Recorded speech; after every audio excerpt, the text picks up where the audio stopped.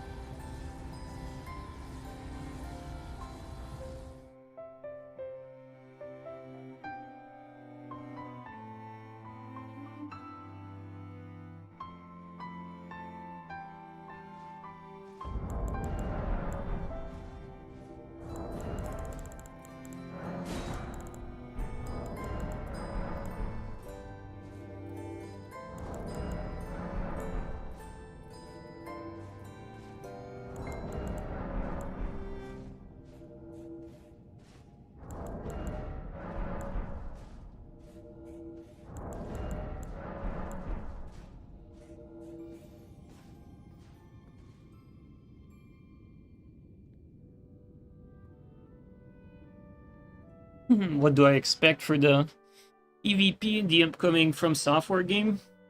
Which game? I mean, Duskblood? I expect that no one will be playing it, comparatively.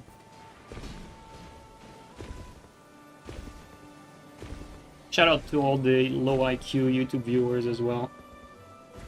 Thank you guys. Never disappoint.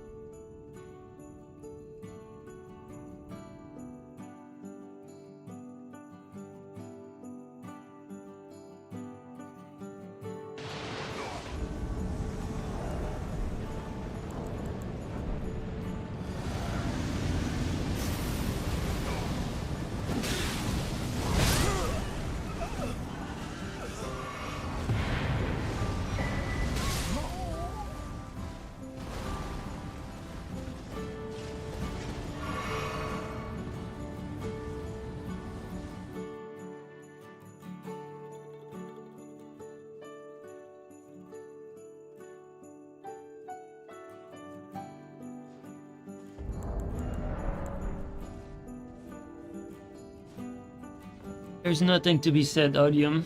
That's what's going on. There's nothing to be said.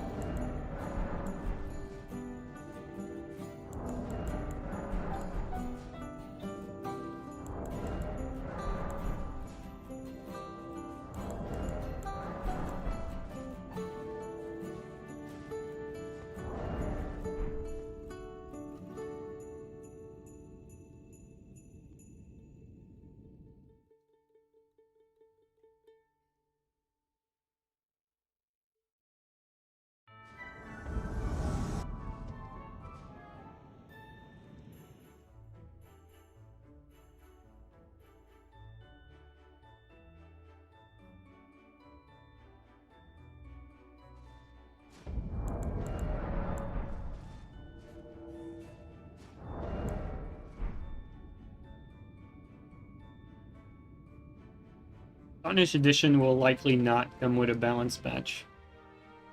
There's nothing indicating that it would. Been watching the World Juniors? No, I have not. Only been watching the abs. Heard Michael Age is pretty good though.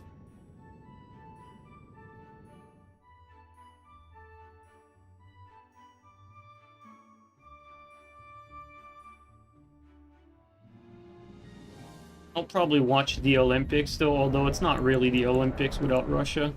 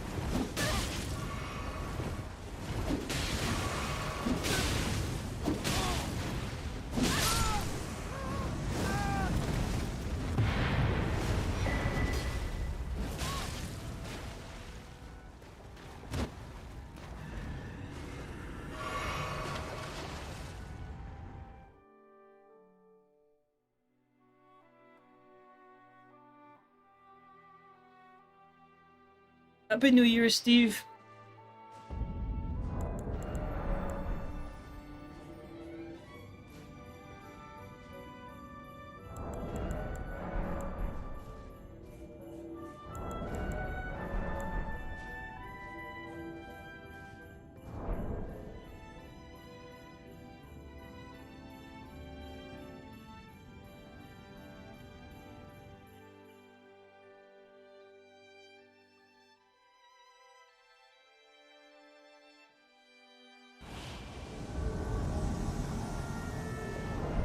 Russian athletes are also top in so many disciplines, like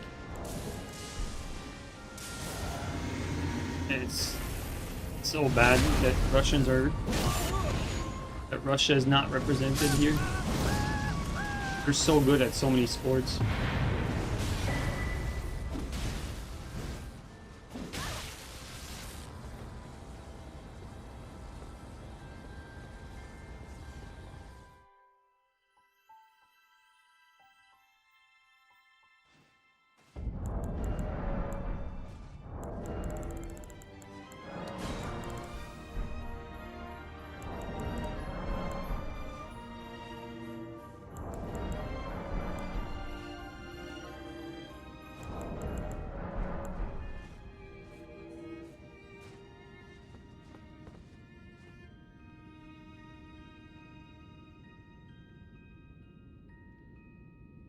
Yeah, that's a good point, Knight Rider. You're right, it was supposed to bring people together and fight it out, you know, like under the banner of like sports competition.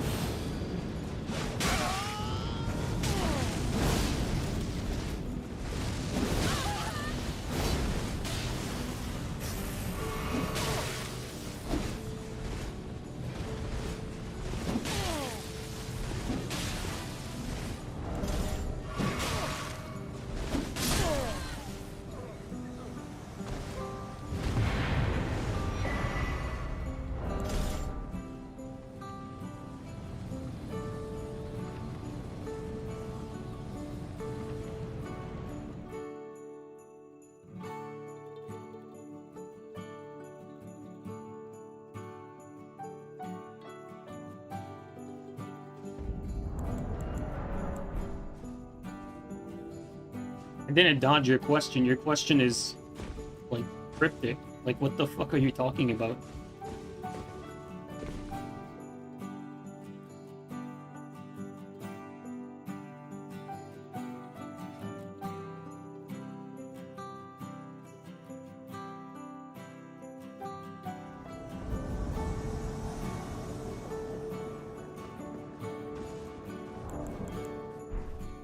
Alright, well, look, now I'm gonna dodge it for real, though. Check this out. Now I'm dodging it. Still don't have no idea what this fucking idiot was on about.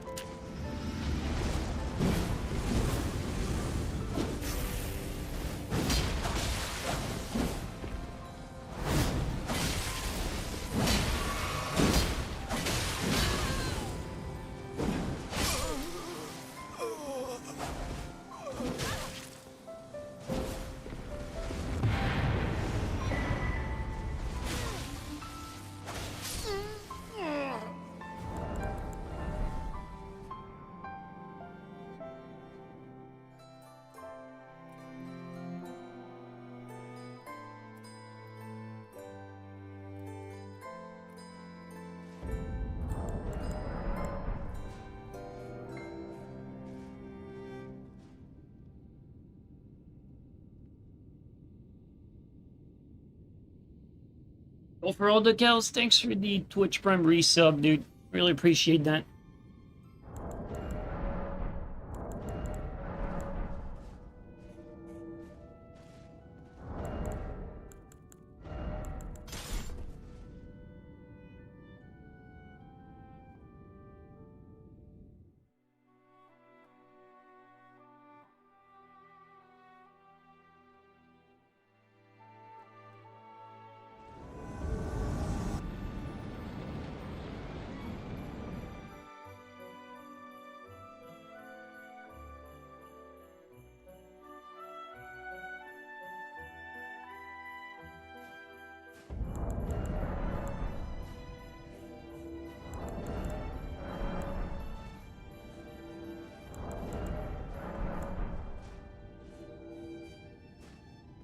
No, I'm not gonna be playing Duskblood. Because I'm not gonna be getting a Switch 2. Unless the game eventually comes to other platform. Like then I'll probably try it out if it comes to PC or PlayStation. But I'm not getting a Switch 2, no. I don't really like Nintendo. I think they're a stupid company. Very consumer unfriendly.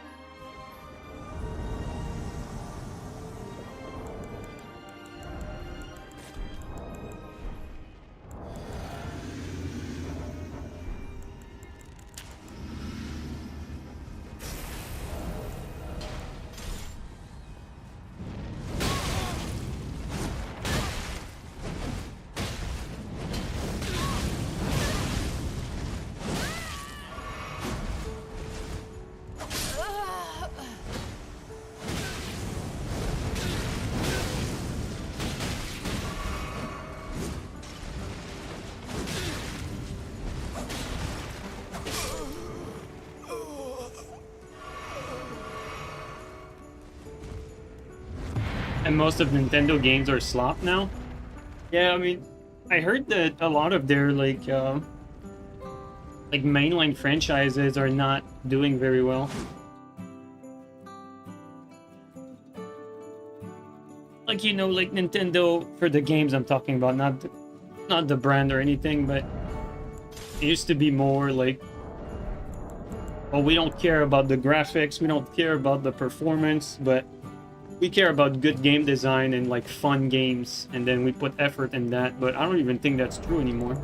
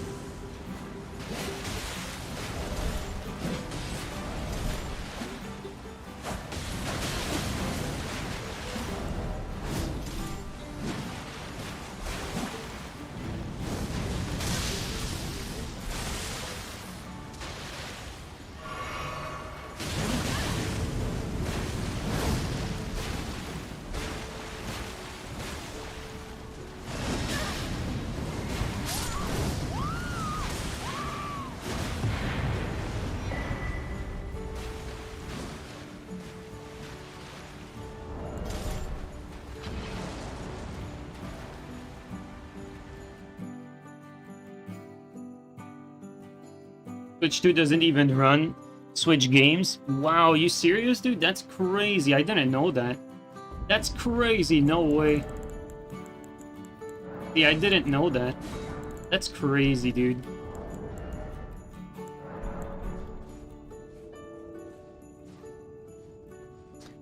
Abdul, I'm sorry, but your IQ is just too fucking minuscule to be here.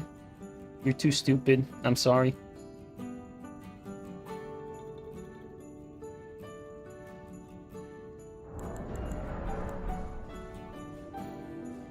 Fucking bird brain motherfucker.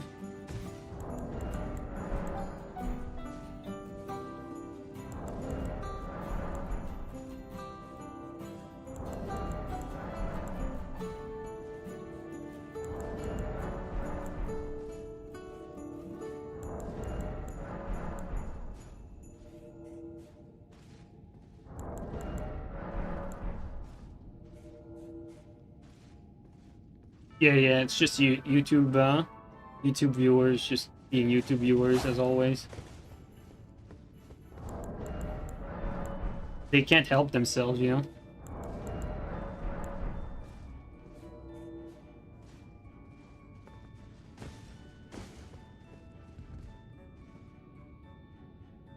Birds have pretty advanced brains. Yeah, for a bird, you know? You know, this person is still able to speak and, you know, put sentences together. That's pretty good, you know, for bird standard. You look at it this way, you know.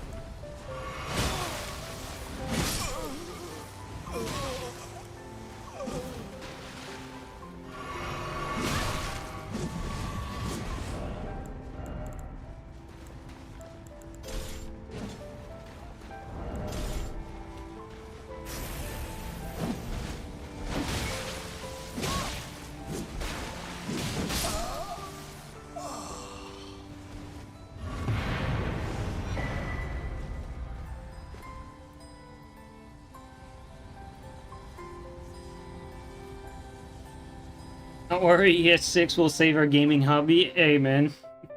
I hope so. I really do.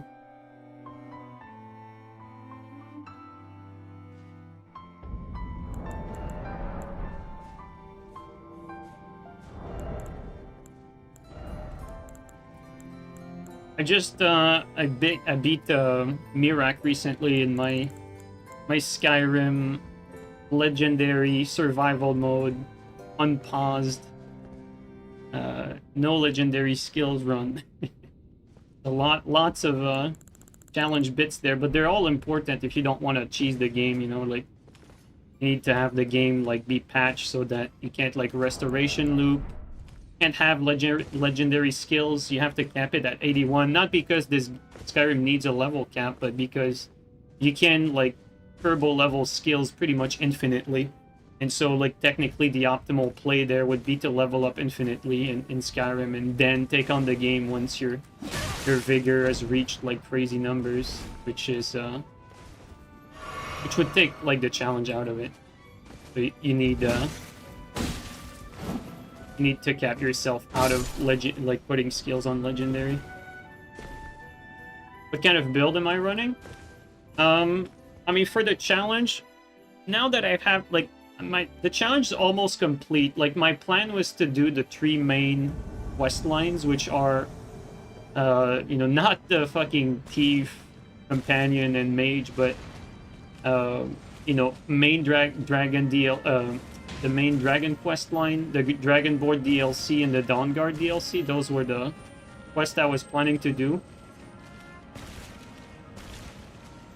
I don't mind doing the mage quest, but I don't want to become like a werewolf or even a thief, so I'm not really I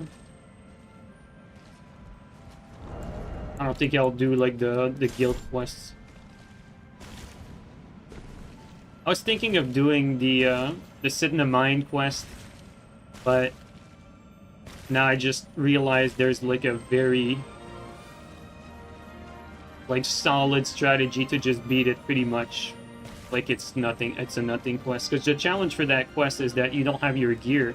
And when you're playing on all these difficulties, then it can become quite dangerous. But I learned recently that you can use one of the black book that summons a butler as a power.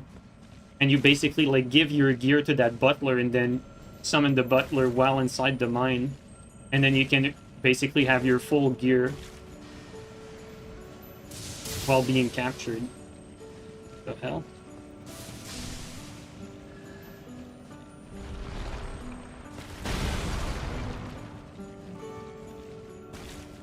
Gotta fight through Karkstag? Oh, that's a good point. Yeah, that's a good idea. I should do that. Yeah, I should do that. I'm down for that. But to answer your question, like the build I'm rocking is basically a it's like an everything build, I want to say, but not really, I guess. Like I basically power leveled everything for this run, so I'm at level 69 right now. I'm at level 69, and so I have like almost all skills to 100, but I'm mainly playing with a two-handed greatsword.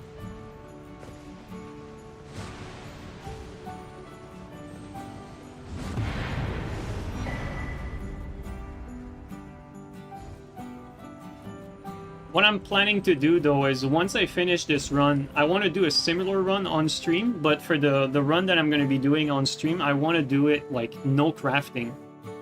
Because the play for this run, if you, like, don't put yourself, like, too many limits, the play is technically you stay in the city, you max out speech and alchemy first, because with alchemy you can craft, like, pretty much an infinite amount of potions without ever really having to leave any of the major cities. Like basically like you go from one city to the next, harvest like all the ingredients, buy all the ingredients, and then you sell potions, and you can do that loop like infinitely until you reach like 100 in speech and alchemy, and then you rotate.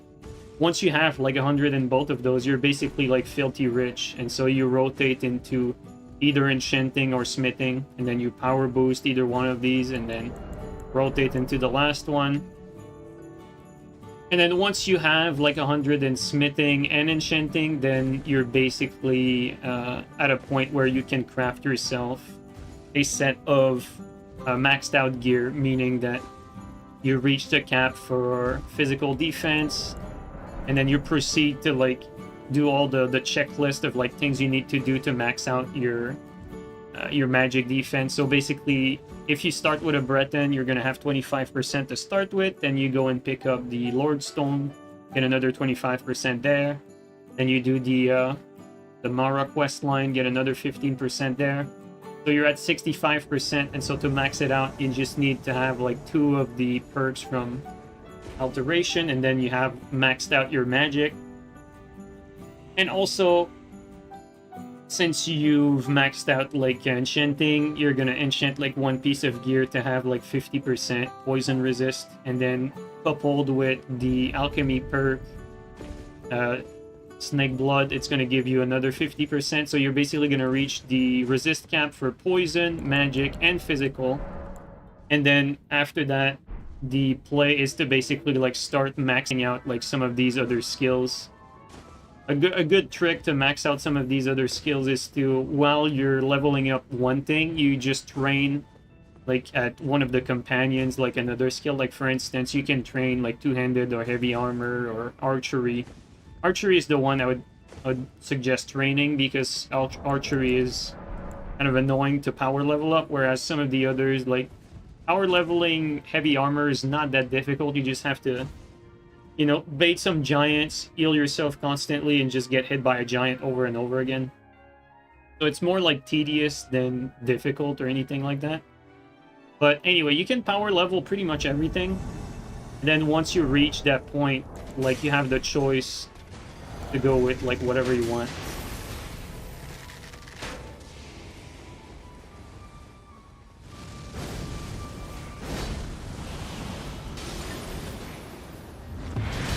Ow, he didn't get frost.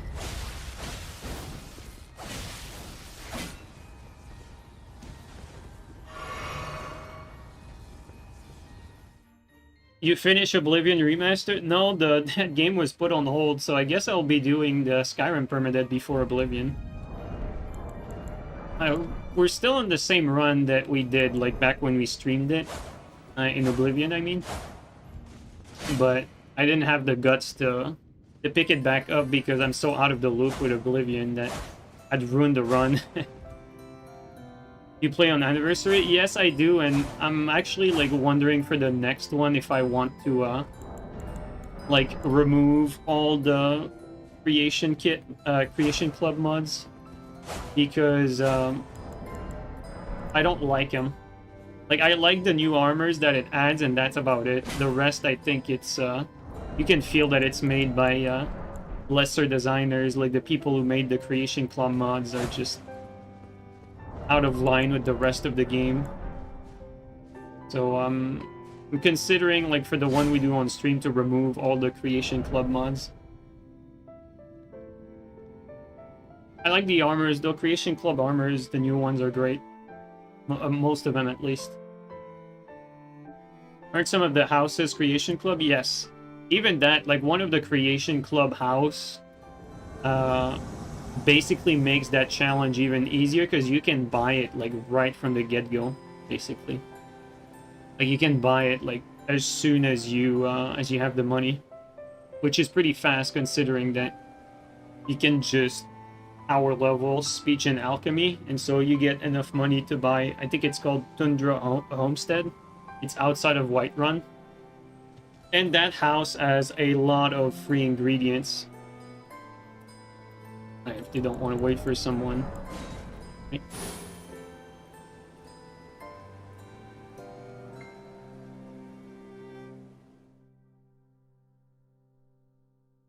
Creation Club content just makes Skyrim and Fallout 4 feel worse. Dude, for Fallout 4, I did my challenge without the Creation Club. I removed it right away, because with Fallout 4, I was like, what the fuck is that? That feels so out of place. And so when I did my permanent run for Fallout 4, I removed all of it, like, very early on, and I'm a bit regretting it, or regretting not doing it for Skyrim, because now I'm gonna finish this run, and then I have it on. And so for the next one, I'm probably gonna remove it. It's unfortunate, because some of the new armors, like, one thing that Skyrim is weak on is the amount of armors you have access to. There's really not that much to choose from. And so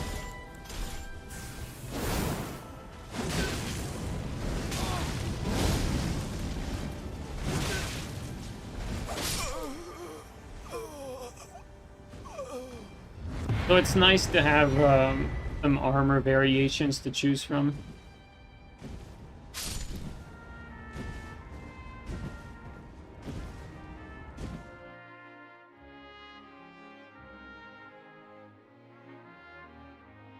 Why the hefty pots on your tool belt?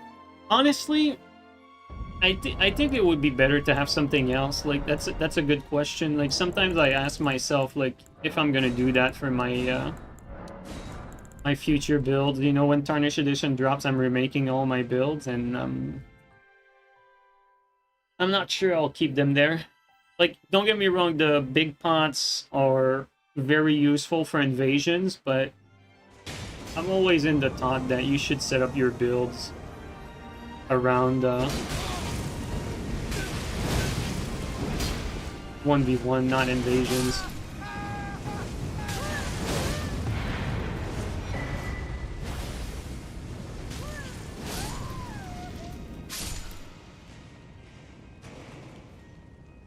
Is it even Skyrim if you're not power leveling alchemy?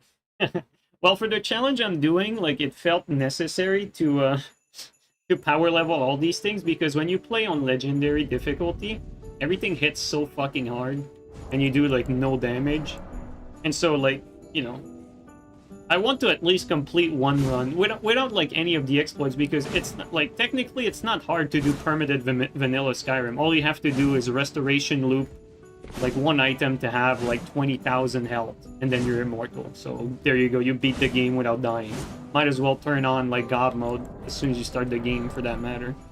But, you know, the challenge is I can't go into my menus mid-combat without, you know, without getting hit, because my menus don't pause. So I can't cheese the game with potions. All these, like, exploits are basically patched with the unofficial patch. I say all, most of them.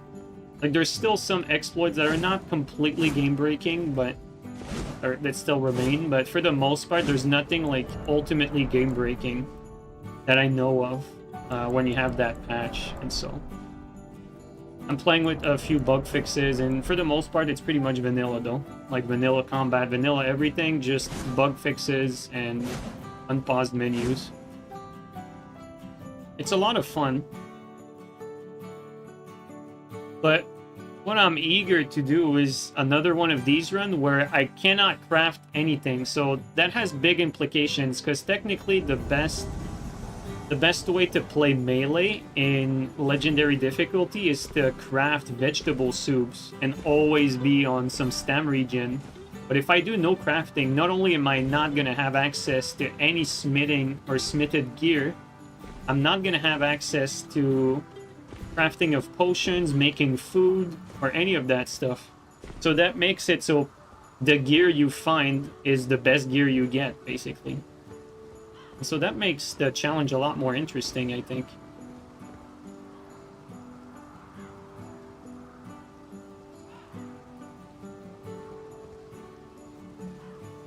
Like I would see him. Okay, there they are.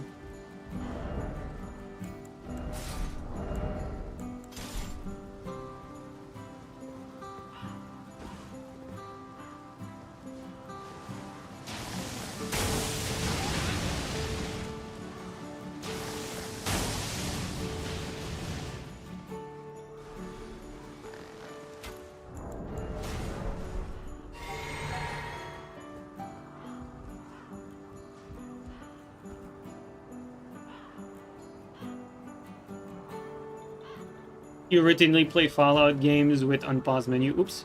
I wasn't even looking at the screen. I almost jumped too high.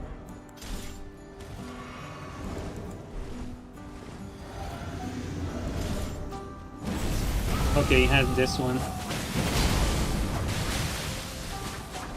I thought he had the other Radon sword.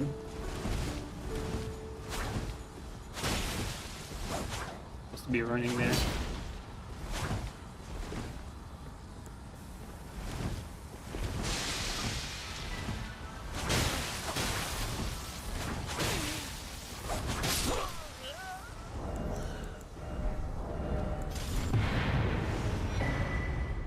Routinely play Fallout games with unpaused menu, way different experience. I think these games are way better when you can't pause, like, mid-combat. Also, Mark, thank you so much again, by the way. Really appreciate.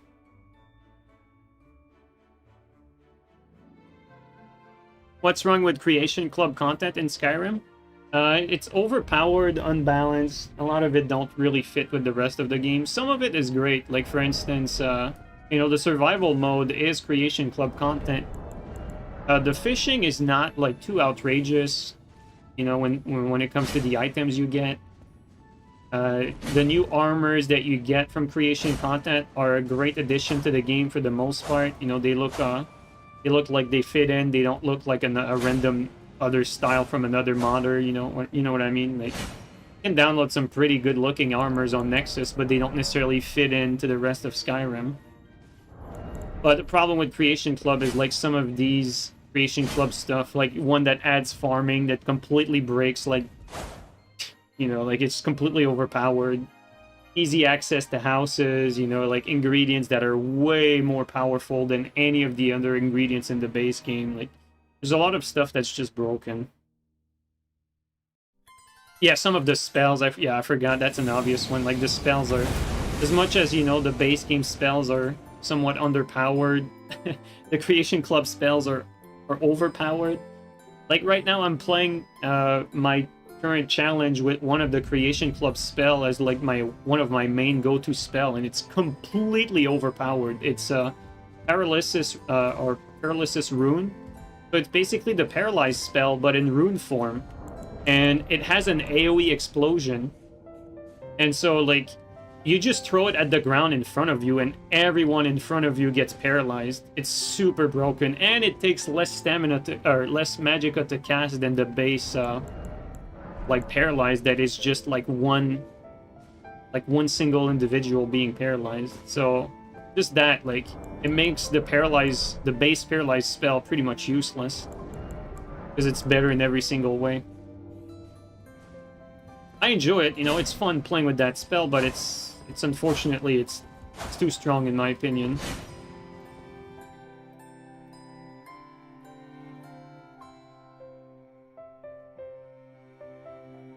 Master Paralyze is master level and much worse? Yeah, exactly, like... What's cool, though, about the challenge for the no crafting, though, is that there's still ways to get to max out everything without... Let me just kill this guy. Oh. There's still ways to do that without, like, using alchemy or enchanting or even smithing. Like, you can reach the cap for armor without smithing, for instance. Like, you can actually do it. But it will take some setting up the character a little bit. You can even do it, like, fairly early on, like, reach the cap, like, right away. Like, you power level alteration, do the master alteration spell quest, and then, you know, you buy yourself alteration, you know, casting reduction, and then you just run the game on Dragonhide, basically. Which, for those of you who don't know what that is, it's the master level alteration spell that gives you, like, the cap for physical damage reduction, but it only lasts for a little bit, so you have to reapply it constantly. It's definitely not ideal, but it's probably the easiest way if you're not crafting to reach that cap.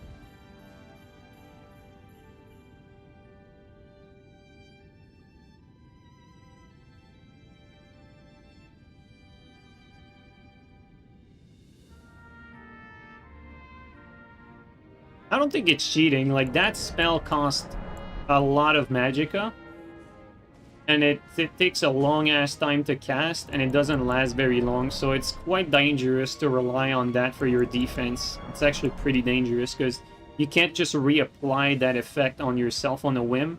Because even if you become ethereal, like, if you activate the spell while you're in Become Ethereal, it's not going to apply the effect, I don't think. Because usually, like, Become Ethereal, like, eats the self-inflicted spells that you do on yourself. Like, before it cancels you out of it.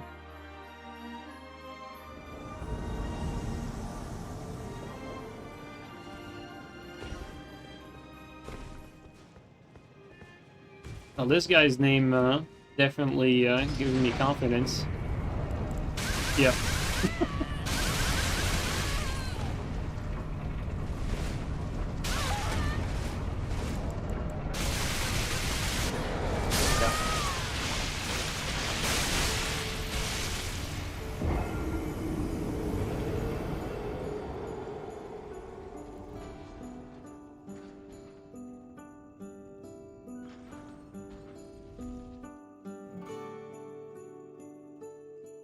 Green, thanks for the resub for 7 months. Really appreciate that.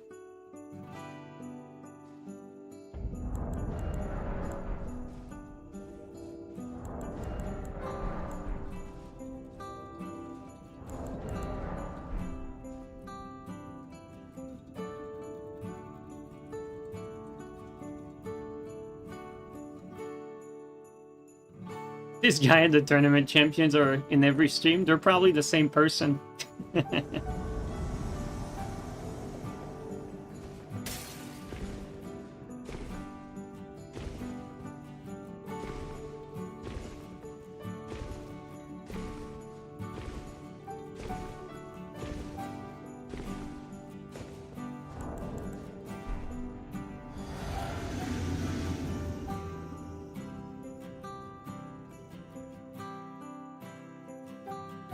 But yeah, like another way to max out like physical would be to power level heavy armor. You power level heavy armor, you run a shield, you have the having Lordstone is going to be mandatory for a run like that, because you're very short on armor, and so that 50 extra armor is going to be a big deal. So you run like the heavy armor perk, well fitted, and all the perks, and you can get pretty close to max, and then you can cast like Ebony Flesh or another one of these like more you know, like less magica intensive resistance spell on top of it to reach the cap. That's another way to do it.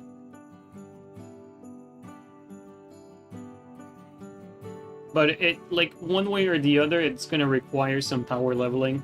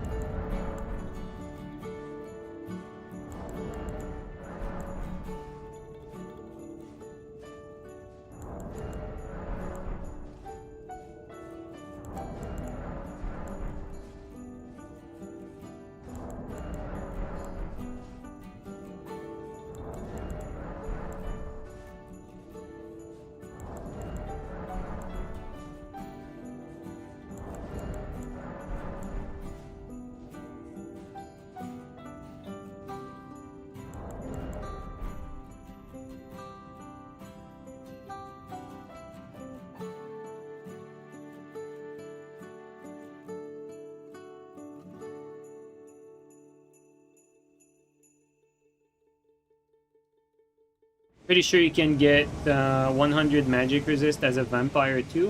What do you mean?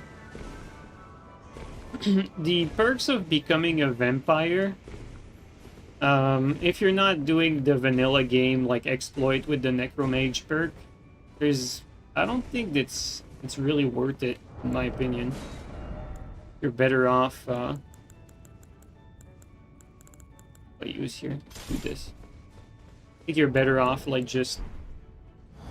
Yo, Montage, we were talking about Skyrim. Thanks for the raid, man. I think you're better just staying normal. Becoming a werewolf sort of makes sense. I mean, it's not that relevant. Like, you get disease immunity, but you don't want to become a werewolf while you're power leveling, because you can't get the well-rested bonus as a werewolf. Ah, we both hit the wall.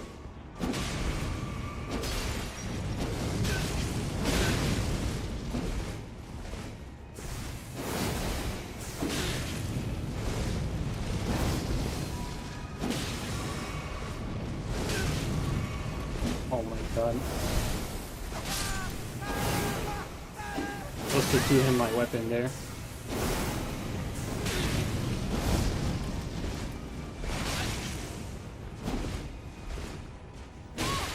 Wasn't expected. A few stairs.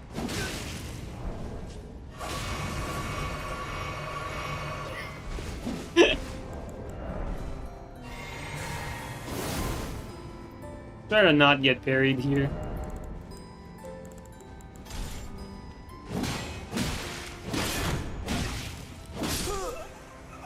Just do that.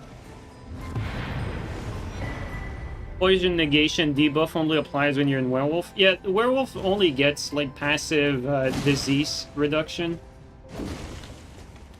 But for the no crafting run, like what I was thinking is like either play the game with it's like I'm gonna have to make a choice. Either I rock, because either I start with Breton or like Wedguard. Jesus Christ. Either Redguard Wood Elf for the poison resist or Breton. And one thing that I'm definitely gonna do no matter which class I pick is I'm gonna try to pay a trainer, like an alchemy trainer, to get me to what I need for the Snakeblood perk in alchemy. So even though I can't craft, I can still like level it up through trainers. And so even though I'm never going to be allowed for that run to craft anything, still having the alchemy perk, Snakeblood, which gives like 50% poison reduction, could be a way to deal with poison.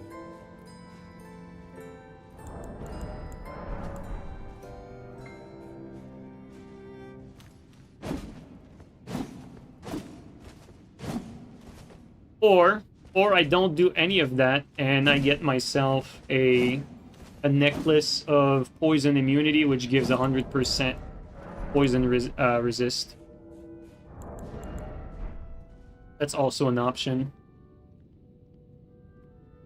Do you think it's worth going high health for the speed boost? No, I don't think so. I think if you're playing this sort of hard... Well, it depends on how you play, because like what's optimal kind of doesn't really matter if you're playing the vanilla game, because in vanilla, technically, if you're attempting to play optimally, you can just become immortal like very easily in the vanilla game.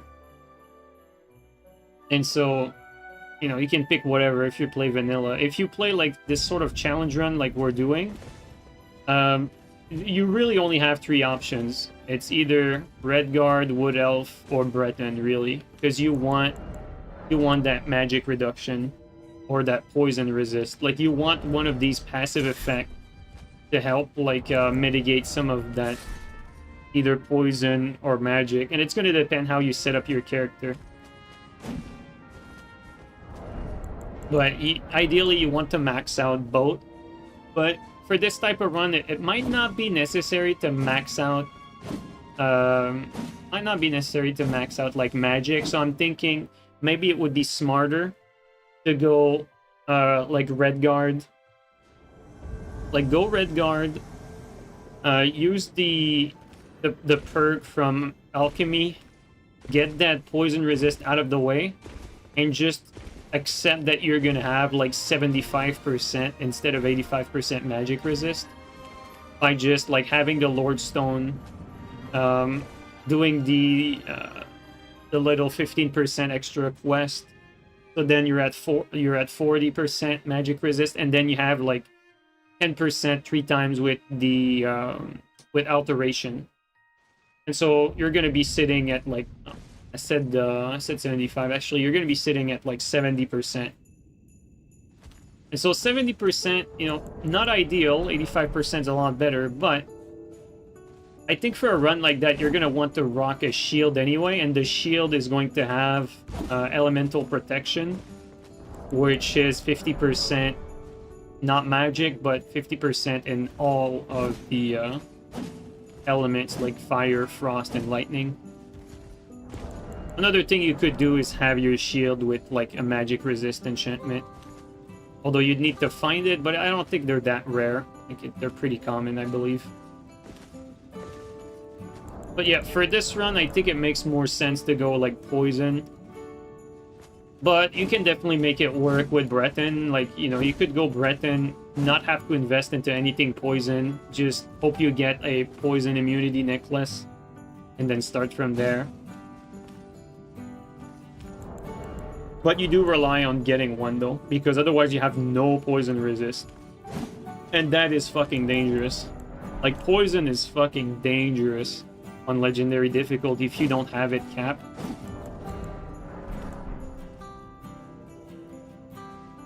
Specifically for a vanilla no crafting run to get achievements on PS5. That sounds like a lot of fun, because if you do no crafting on vanilla, you can't like exploit with like alchemy, but you can still exploit with transformation, and like there's some stacking in the vanilla game that you can do to like have infinite shout, or, you know, infinite like spell absorb. Like, it's vanilla just has too many fucking bugs to I think not. Like, you need to use the unofficial patch if you're gonna do like any sort of challenge run like that. Otherwise, there's just too many exploits to go toward. And don't get me wrong, like, one thing about these runs is, like, one thing that's fun about these is figuring out, okay, like, what can I do? Like, what's possible to do in order to, you know, get the best magic resist or get the best whatever. And usually, like, going toward glitches, if it doesn't break the game, it's kind of fun to have, like, workaround and using, like, a little exploit here and there. Like, you know, power leveling through an exploit is not necessarily, like, a boring thing. Like, you skip the grinding. But if that exploit just makes you immortal, then that just takes all the fun away because it makes the game pointless. So, a little exploit here and there, I don't mind it, but vanilla game just has too many of broken ones, so it's hard to walk that line of, like, what are you willing to do and what are you not willing to do and what is even an exploit, because technically, like, a lot of the power leveling, you could consider that an exploit, really, because it really does look like an exploit. Like, let me give you an example. If you want a power level alteration, you can actually spam Mage Light, and then you're gonna level up, like, super fast to 100.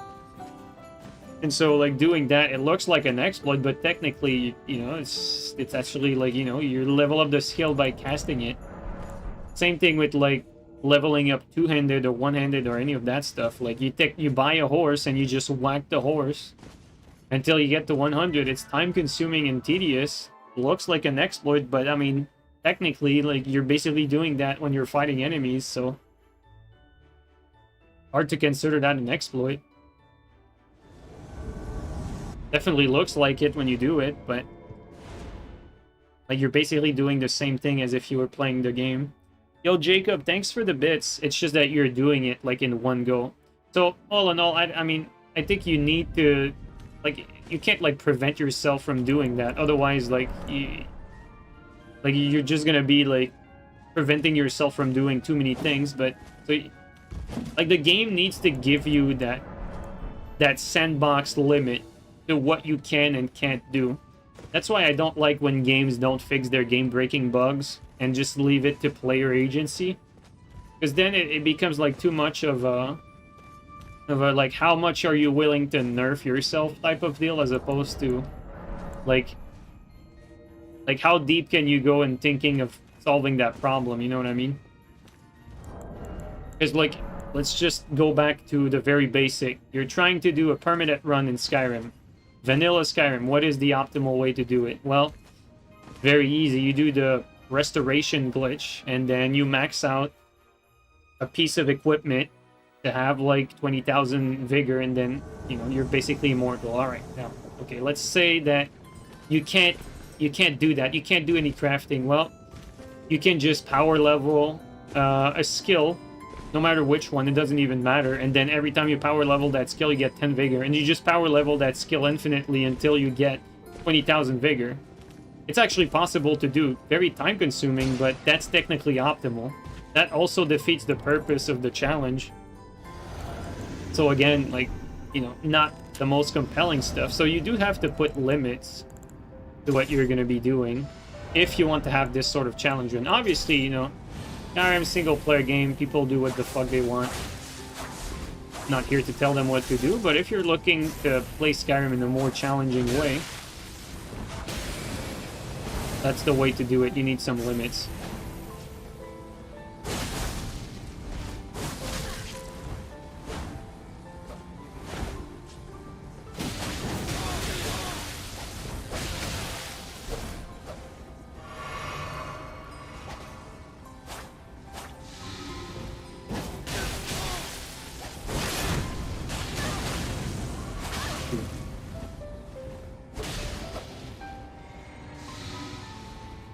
Finish this.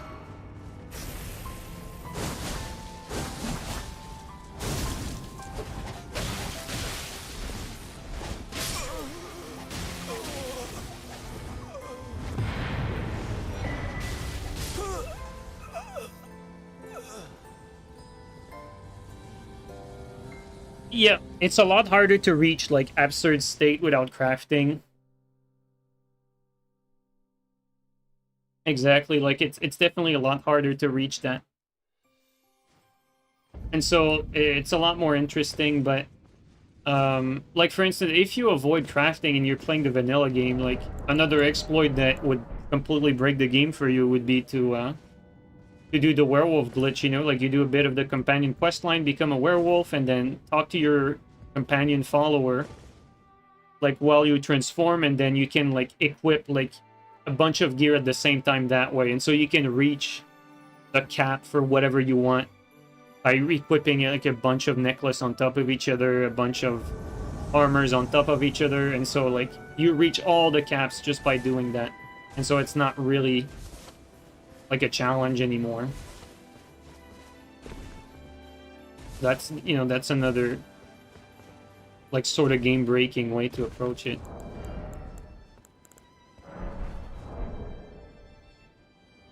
This guy looks like a scrub, unfortunately. He just ran off.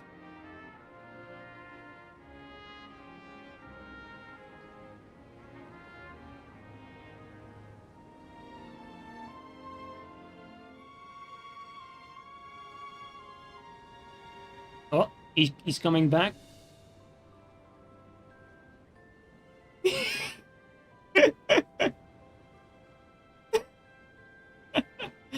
Like a cartoon, guys.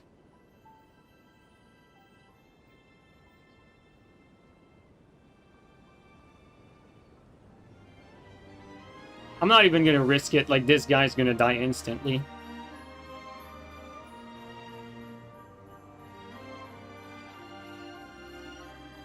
Yeah, he doesn't even have vigor.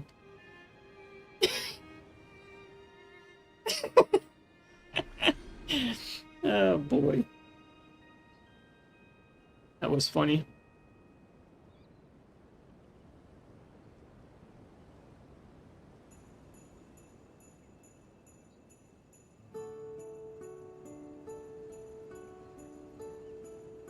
Natural selection on screen? Toxic? Yeah, pretty much.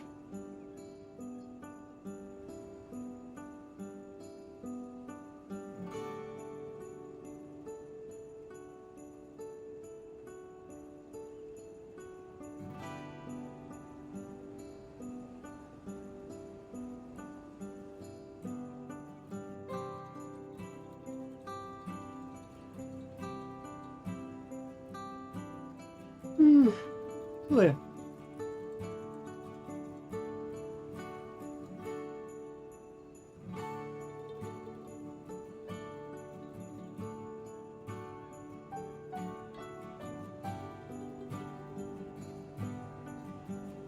Some doesn't always work, but quick step works best. You just dash when the enemy uses blind spot. That's not a counter though, like, because you can't, like, you still cannot attack the blind spot user. You're basically like waiting for, like, you're waiting to reaction quick step the blind spot, and the blind spot is waiting to reaction blind spot your attack. But the blind spot user can actually attack you, and if you try to quick step through his attack, you're gonna get hit, so the blind spot user wins.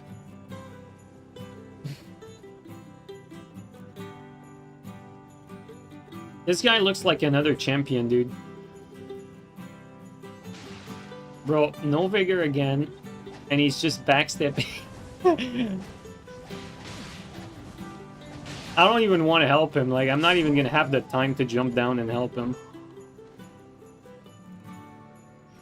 Like, even if I tried to help this guy, it would not change a damn thing. I'd just get myself killed instantly. Because I would be getting 2v1'd right away. This is why Reddit hates me? Yeah. Like, you know, there's a limit to letting your teammate die and having your teammate not be able to handle themselves for more than a few seconds.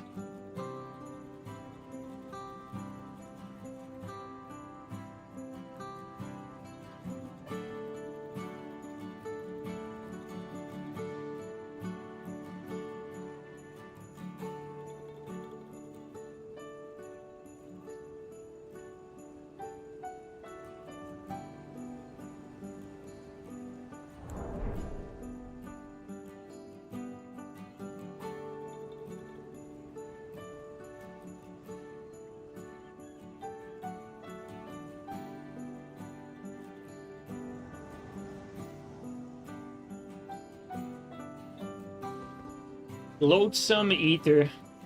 If I didn't know any better, I'd say that's Among Us. Like, oh my god, bro. What kind of teammate are we getting, dude? We're getting, like, the trifecta of, like, the worst fucking possible players you can have. That's quite something. At least this guy has vigor, but we got a fucking cosplayer, dude. Oh my god, dude. That's insane.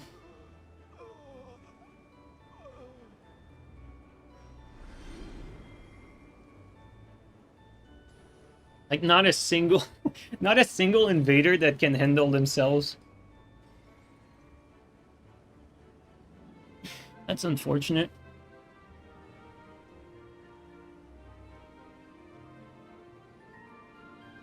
Dude, if I put, like, guys, if I post this in in like a YouTube highlight, like, people are gonna call me out for not helping teammates. But you know it's a bad fate, because everyone knows that if I try to help them out, it's not gonna change anything. They're still gonna die right away, and then I'm gonna get 2v1'd. And even if I do survive it, I'm gonna be drained of resources for when I actually get a teammate that can handle themselves.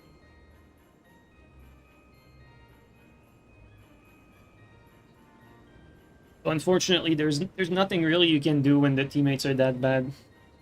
You can't save them from themselves.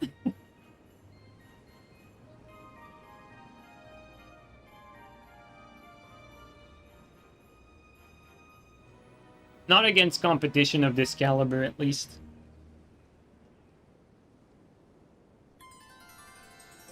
But Mr. JeeNiNe, how dare you not run into the 1v2 against the host and his Phantom to save your incompetent teammate? Yeah, pretty much. And let's be honest here, like, green is already, like, very, very difficult to kill in a 1v1. He's very good. And so, like, if you have to 2v1 him on top of that, that's a lot to ask.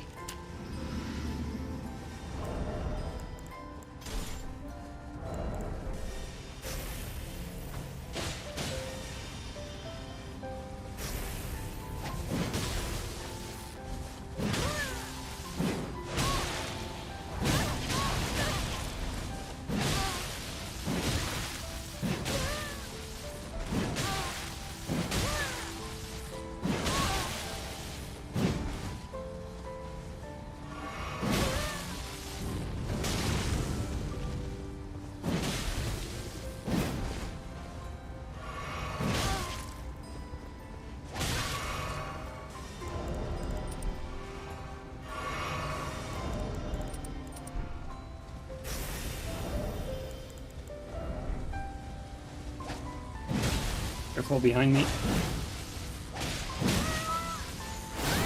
Aid my input.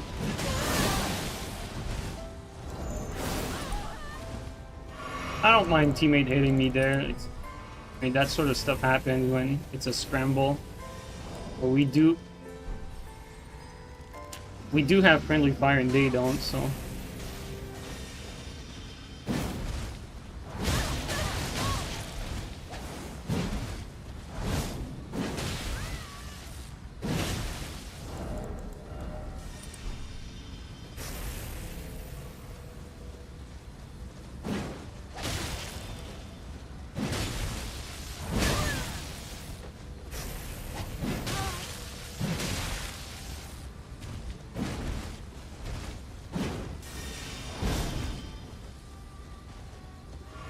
And sprint faster.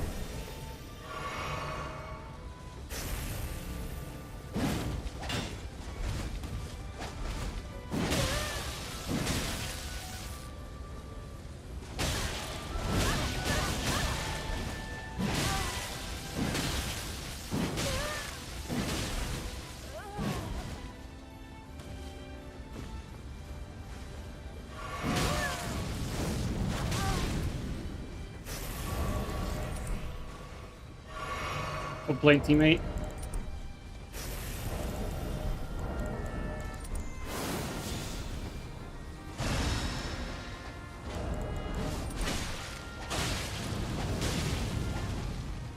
Baby jump.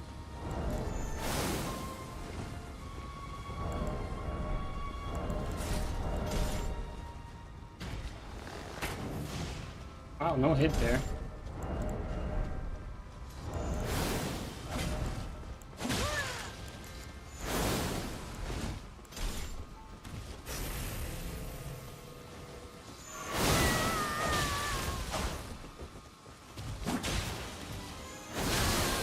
That's unfortunate.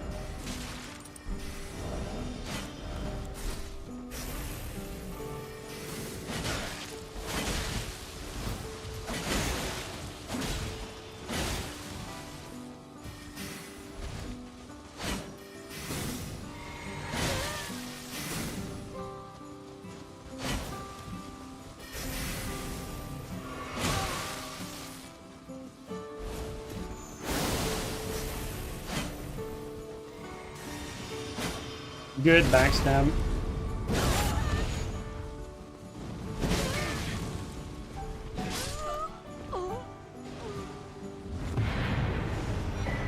Well played, teammate. Very well played. I don't mind teammate hitting me there, you know, like it's whatever, it's Elden Ring.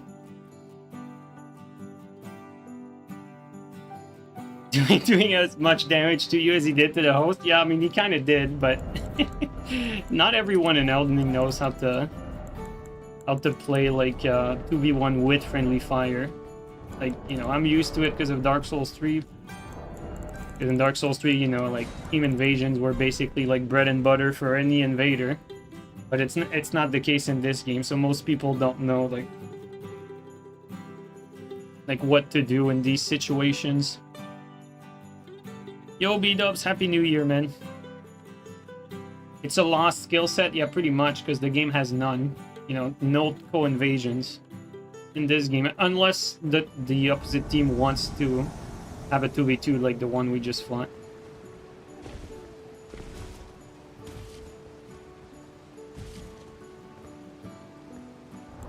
It'd be difficult here.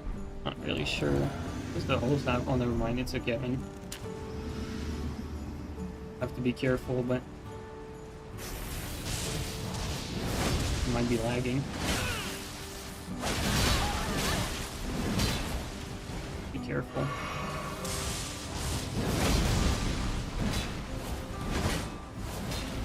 Maybe I'll keep that fucking TS here.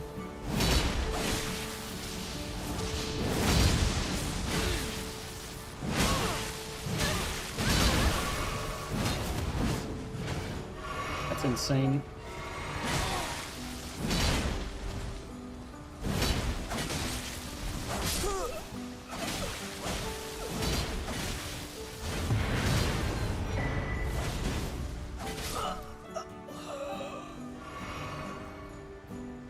Kevins are usually on Wi-Fi, yeah, they are.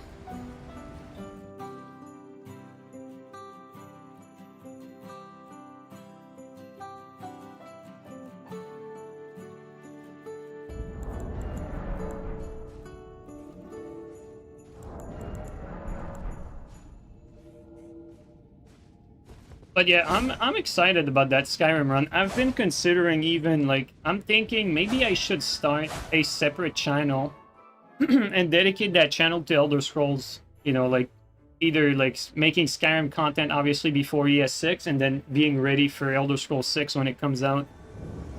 Because I'm definitely having more fun playing Skyrim than I am playing Elden Ring, that's for sure. I'm considering, like, starting a new channel just for Skyrim.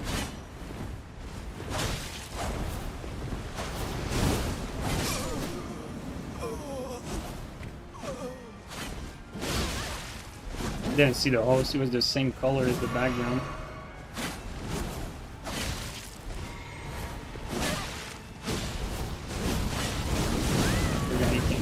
than that.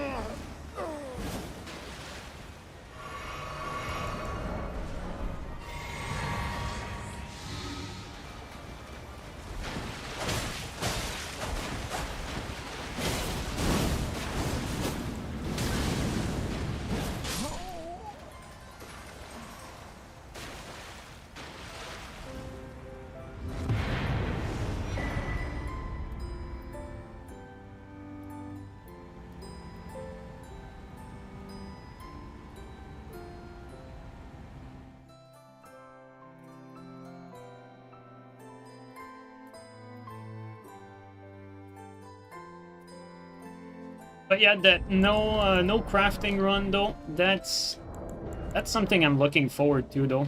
That no crafting Skyrim run, no crafting permadeath legendary. It should be quite challenging. It should be quite challenging because I think the biggest issue is going to be dealing damage, and I'm thinking like I'm considering doing that. And making it no bows either. But I don't know if it's too much. I don't know if no bows is too much, because... Like, the more I think about it, the more, like, Stealth Archer is actually, like, the play for this type of run.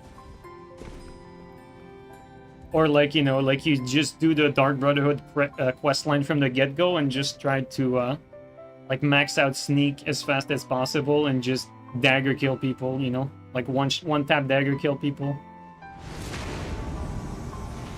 Feels like this might be the optimal way to do this.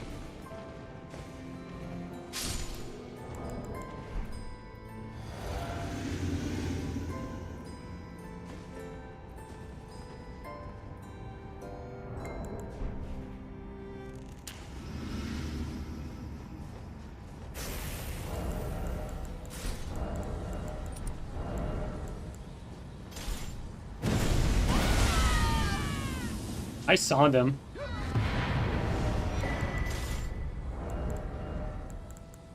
I don't know if they saw me, though.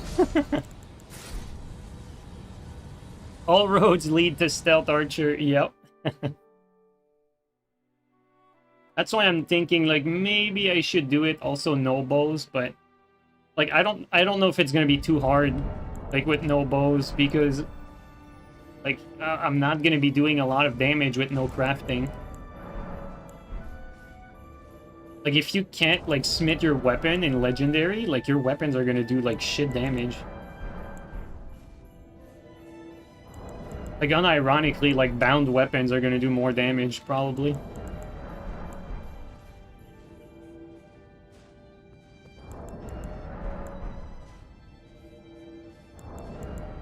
Also, I think what's probably gonna be the strongest for a run like that, probably stuff like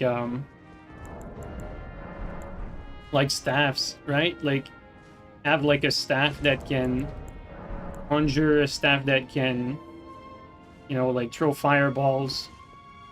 That's probably going to be very useful for a run like this. Like, because without crafting, like, you're not going to be able to craft this, like, this gear that's going to give you, like, everything you want, like, magicka reduction for each spell and so on and so forth. Although there are ways around it. We'll see, we'll see. We'll see.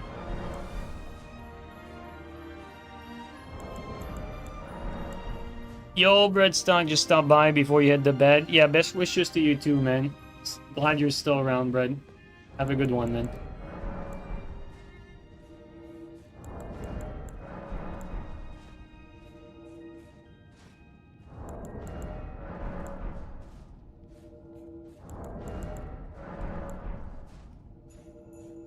Define the most optimal mining spots. I don't actually know them either by heart.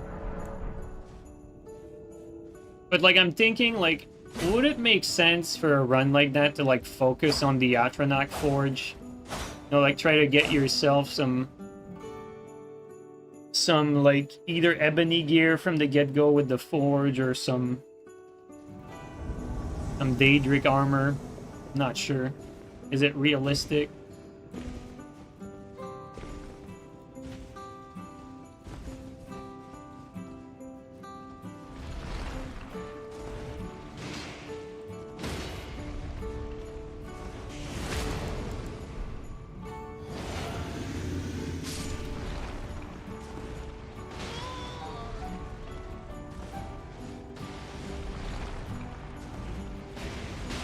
Oh my god, the latency on that guy.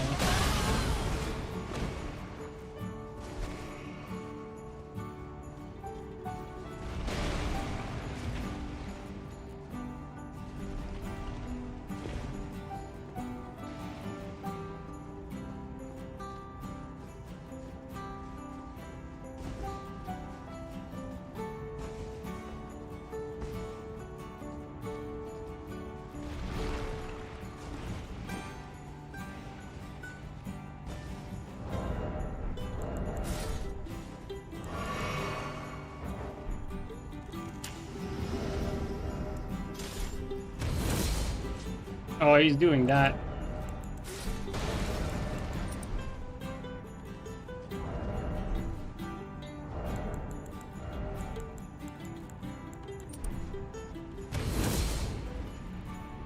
Where's this guy? The host fall? The host fell on his own, dude. What the fuck? He just turned around and he fell. That was something.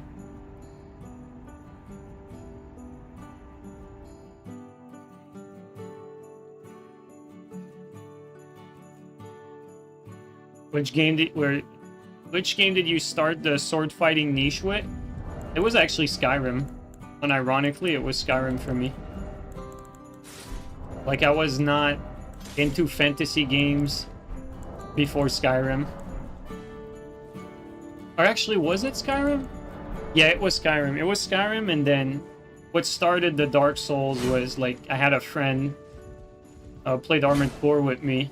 And he was like, I think you'd like you like Skyrim, you like Armored Core. There's this game called Dark Souls. It's made by the same developers who make Armored Core. I think you'd like it. That's what he told me, and it was Dark Souls 2 back then. That's how I started with Dark Souls 2, but before that, it was really Skyrim. And I like Skyrim so much that after playing Skyrim, I decided to buy Fallout 3 and beat Fallout 3, and then after that, I bought New Vegas and beat New Vegas.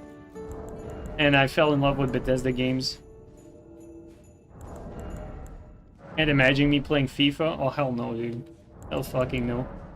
With sports games, like, oof. No thanks. I love playing sports. I love playing soccer, playing hockey, but, you know, like in real life, I mean, but like in video games, hell no.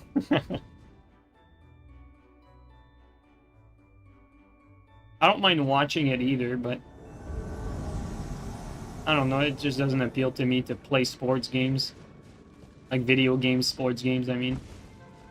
I prefer doing the real thing. Obviously, though, can't always play the real thing. Need a lot of people to play the real thing, but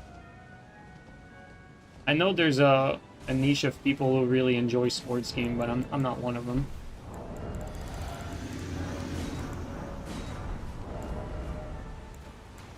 Let's try Colossal as well.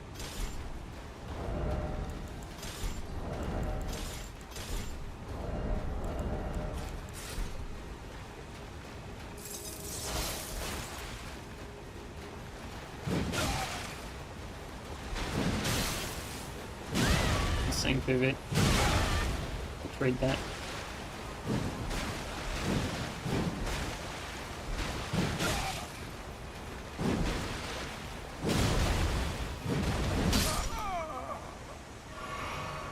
Do you have a claymore? I think I have a claymore. No, not a claymore.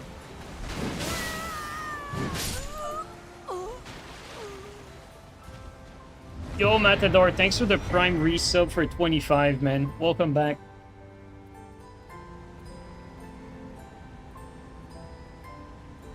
Yeah, I played Oblivion, like, after Skyrim, because, like, I was more into shooters and, like, sci-fi games.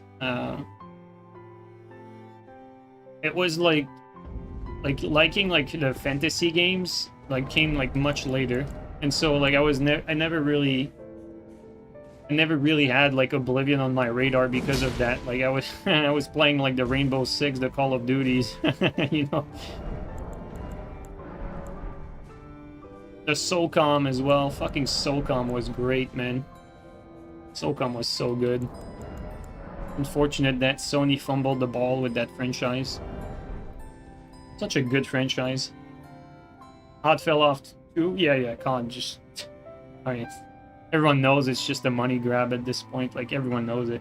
Even the people who still like it, they know what it's all about.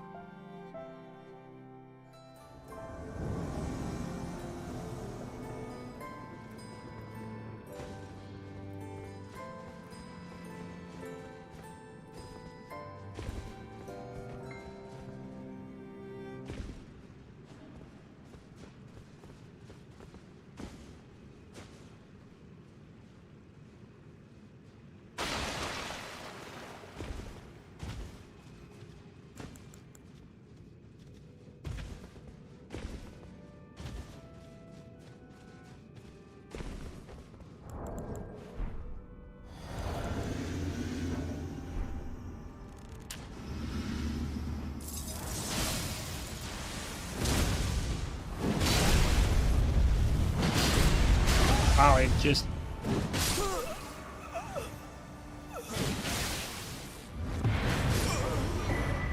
They didn't care.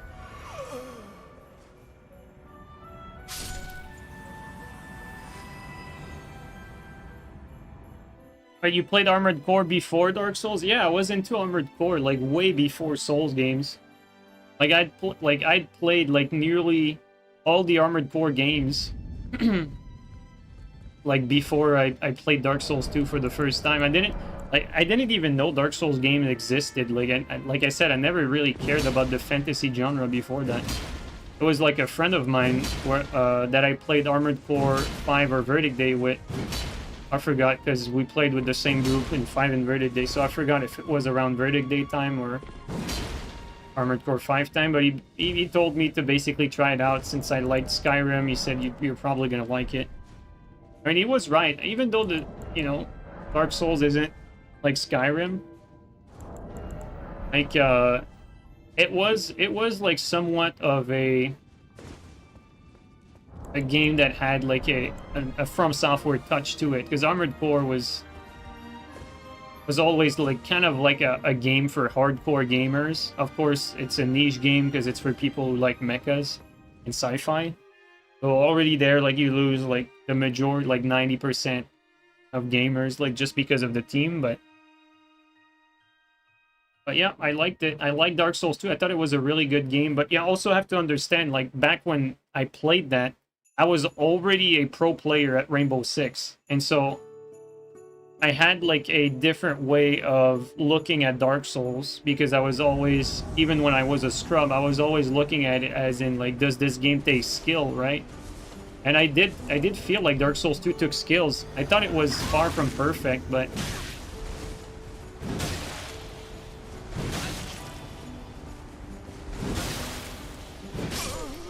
what the fuck was this guy doing? I thought it was far from perfect, but I still liked it. And I was very looking forward to Dark Souls 3 after I played Dark Souls 2. And I felt like Dark Souls 3 improved on so much from Dark Souls 2. Like, as someone who started with Dark Souls 2, I felt like Dark Souls 3 was, like, better in almost every way. Not every way, but almost. I felt like Dark Souls 2 was Dark Souls 3 was a net improvement over Dark Souls 2. I played Dark Souls 1 after, like, in between Dark Souls 2 and 3, though. I liked it, but I felt like it felt, like, older than Dark Souls 2. Like, I was always of the feeling that Dark Souls 2 improved on Dark Souls 1, and Dark Souls 3 improved on Dark Souls 2.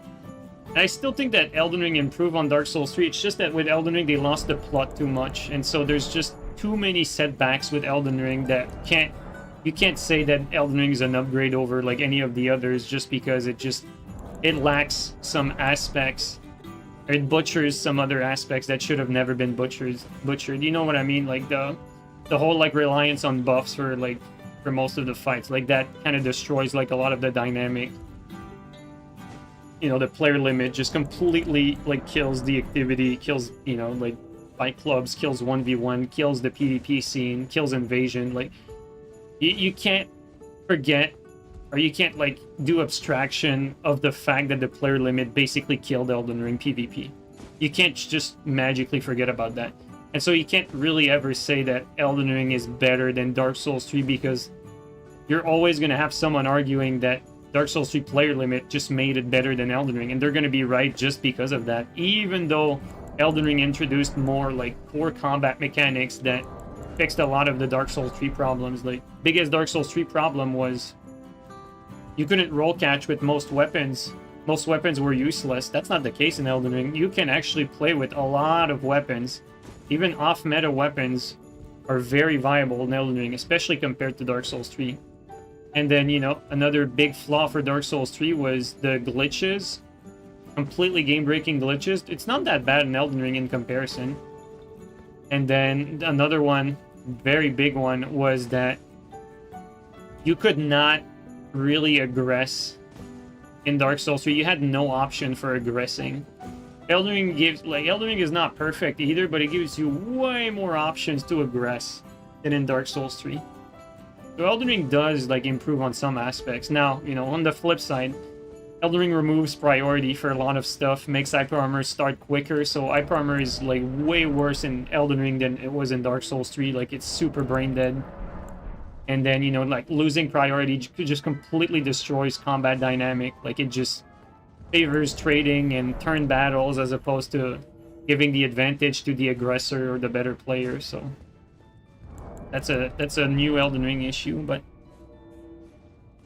you know, I can't say that Elden Ring is just better than Dark Souls 3 because it's too back and forth. There's a lot of things where Elden Ring improved and a lot of things where it went like hella backward. Like so backward that it's like worse than Dark Souls 1, you know? So yeah.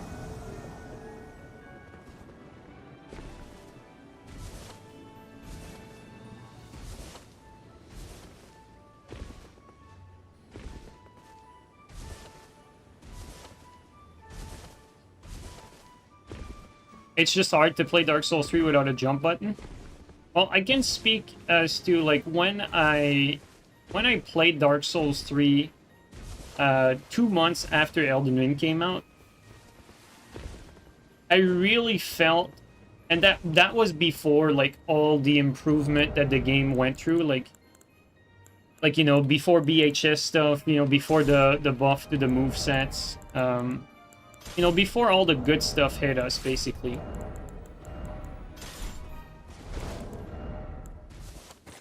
And like what it felt like, it's like I was playing with Claymore, for instance, in both games, and I felt like Claymore was so fucking one-dimensional in Dark Souls 3 compared to Elden Ring.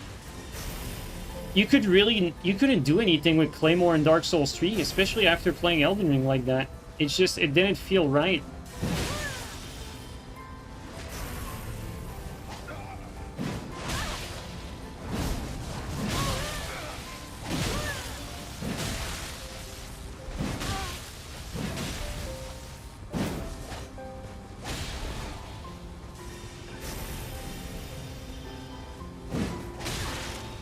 I ate my input there.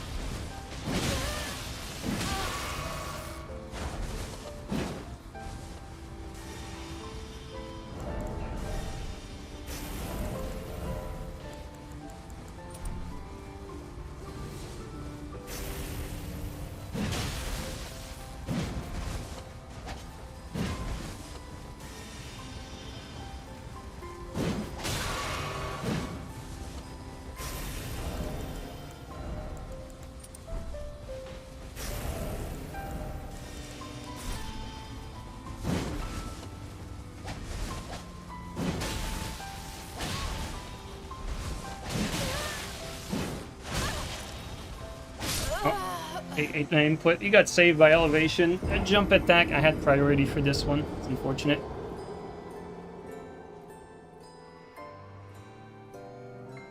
You know, like we talk about the flaws of Elden Ring, like an interaction like that where technically, like, I did the right play, I outplayed him, you know, predicted the jump attack, did the attack that has priority.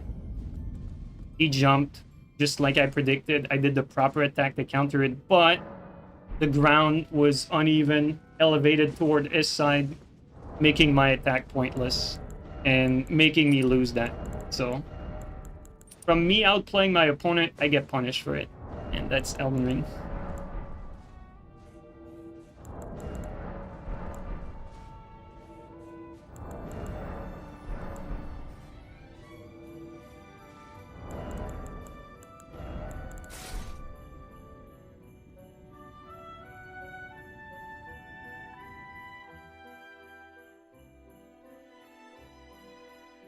Still remember you hated fighting on stairs in Dark Souls 3? Yeah, absolutely, because stairs did change, you know, the way, like, hits were registering, because a lot of the hitbox were, like, in front of you, and stairs, like, threw that off, like, big time. Elden Ring is basically that, but, you know, turned up to 100. Like, that same problem with elevation. Like, FromSoft always had issues with the way the fighting worked with elevations.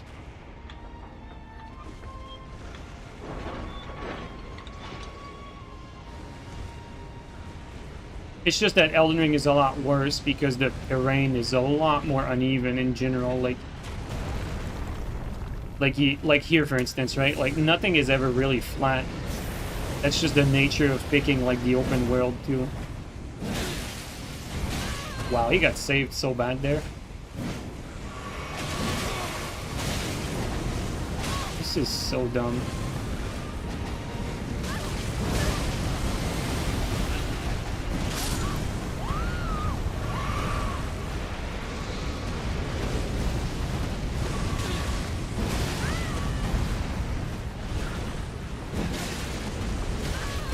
I'm the only one getting hit by the fucking boss. Bro, look at him, he just went the other way, that's crazy. PS3 stairs fights were awkward. Yeah, they were. I mean, a lot of time, like, it just threw off the spacing by a lot, so...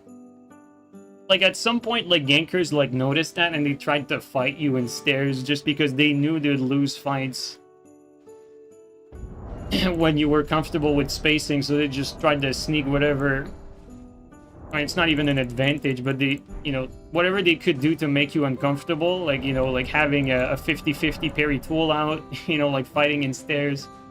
The gankers were using all the tricks in the book to, like, nullify skills.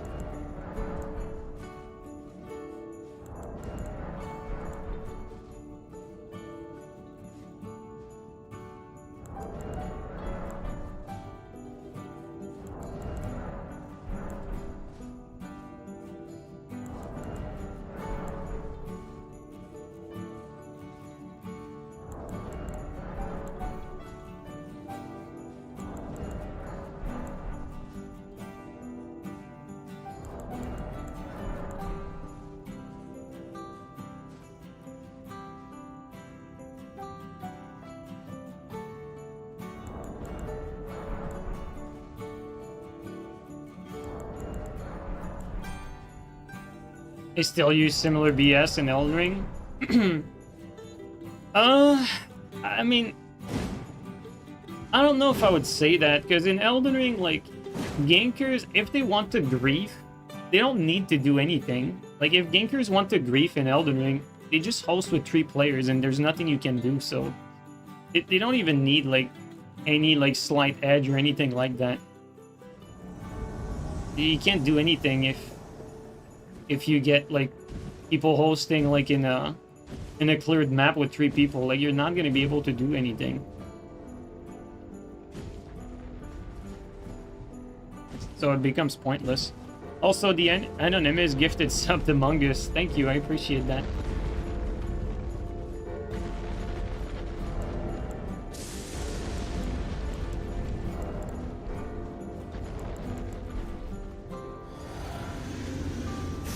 Enough the tongue cleared in a cleared cave. Yeah, I mean, Elden Ring got kind of... Oh shit, this guy's lagging.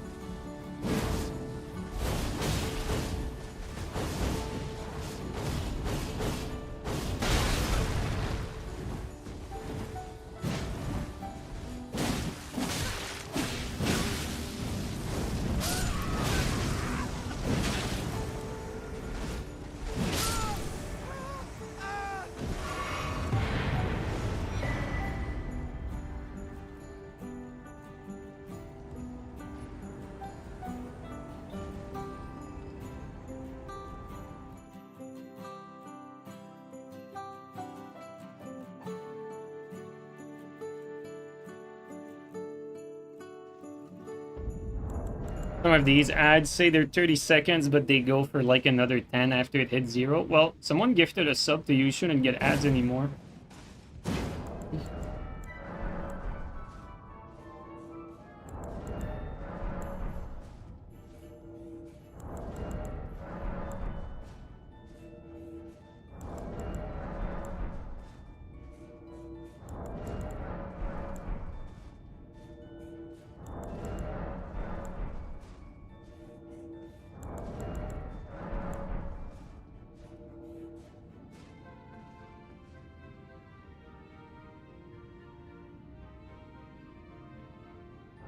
You only vent when you're sub, so it doesn't look like you're begging.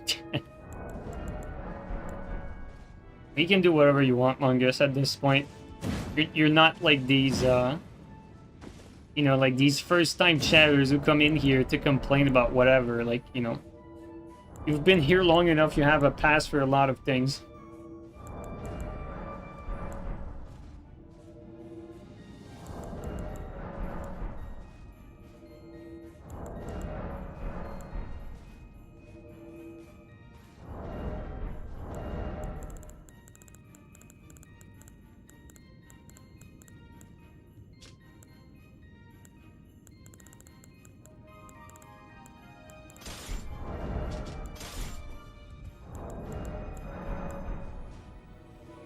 What else do you have a pass for? Oh, a lot less than I thought you did. If you're asking, that's not a good sign.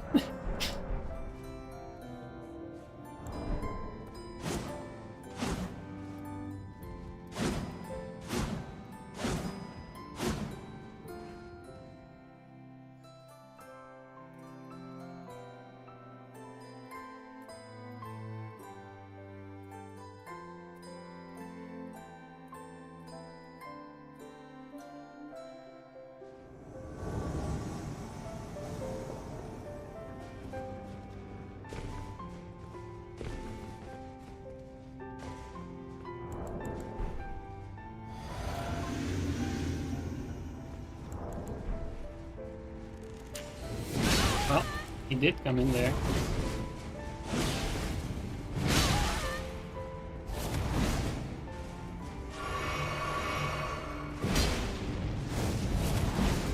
It just didn't hit him, like, so inconsistent.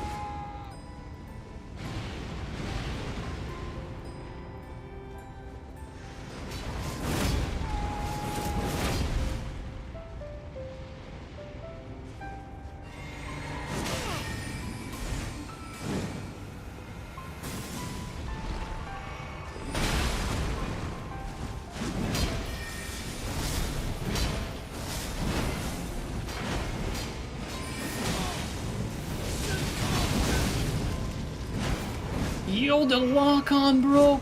That's wild, dude.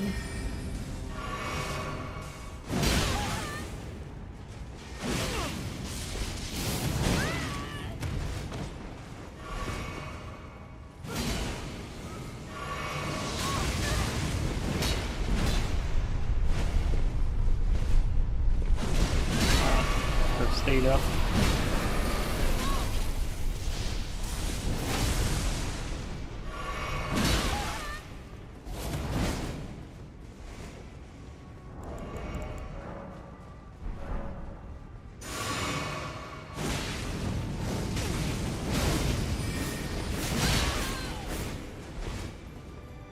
Woo! Close.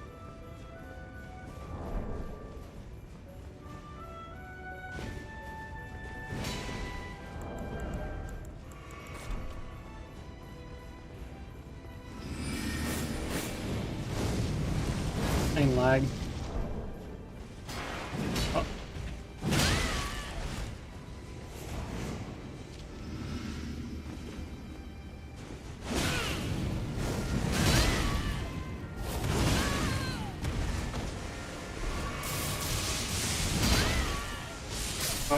Got comboed there.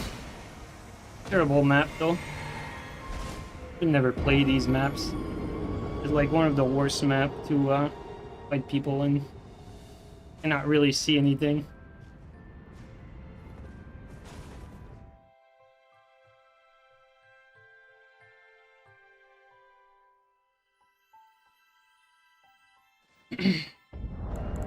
I mean, I had a good opportunity to kill the Phantom with double greatsword, but I mean, obviously he's gonna just be brain dead and attack out of stun. I went for the roll catch. I just kept mashing. Probably would have killed him.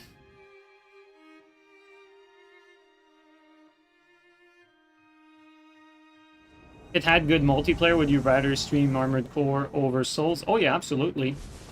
In fact, I thought this was going to be the case with Armored Core 6 because coming from Armored Core 5 and Verdict Day, Armored Core Verdict Day was a super skilled game with good PvP.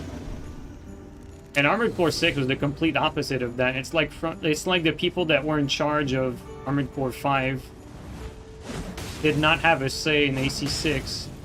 And so AC6 PvP was mediocre.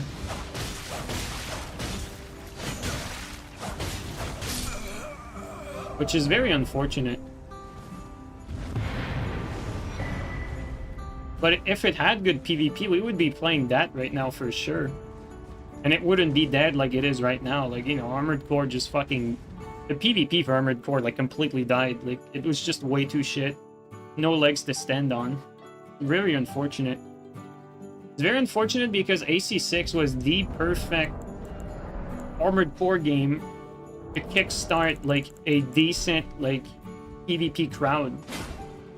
Because the Armored Core franchise itself was always going to be niche just by the nature of being a mech game and not many people are into that sort of stuff. But because AC6 came out after Elden Ring, it had the advantage of leveraging the success of FromSoftware, and everyone was eager for a new FromSoftware game, especially in a landscape where every video game studio or everyone sucks. Like, they can't make a fucking good game even if their life depended on it.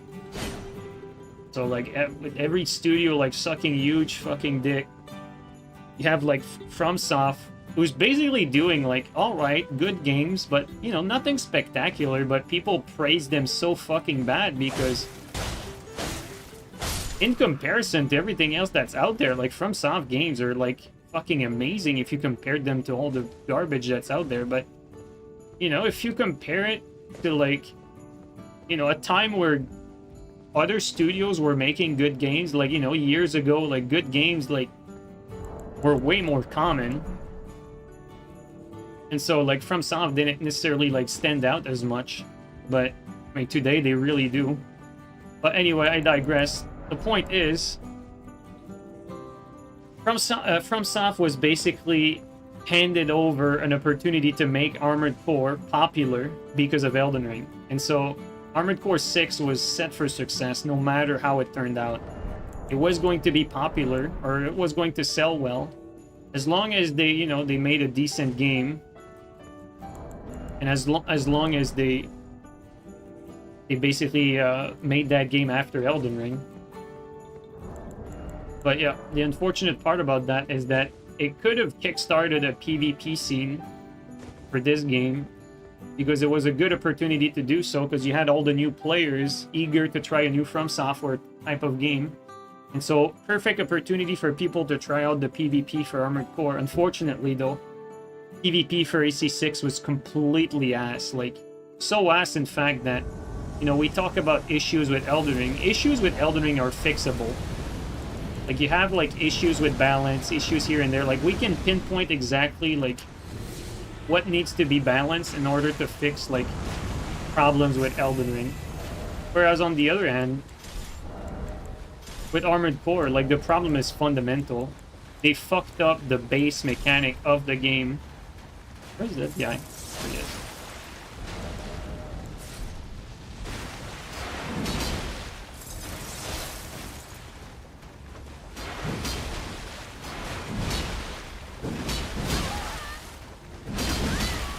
Trap.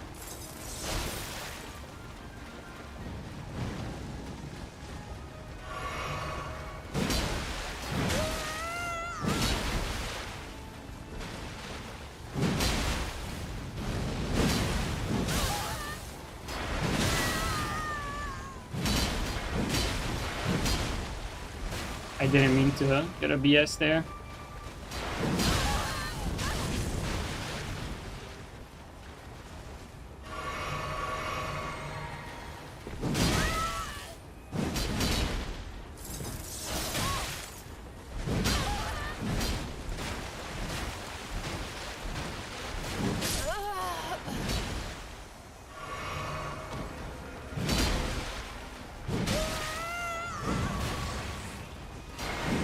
Drunk flask, buddy.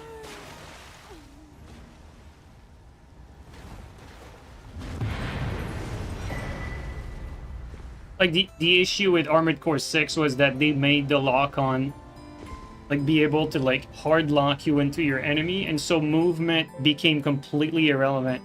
And movement was the bread and butter for skilled expression in Armored Core, like, all the way to the fucking first game. Like, they basically destroyed their own, like, combat fundamentals.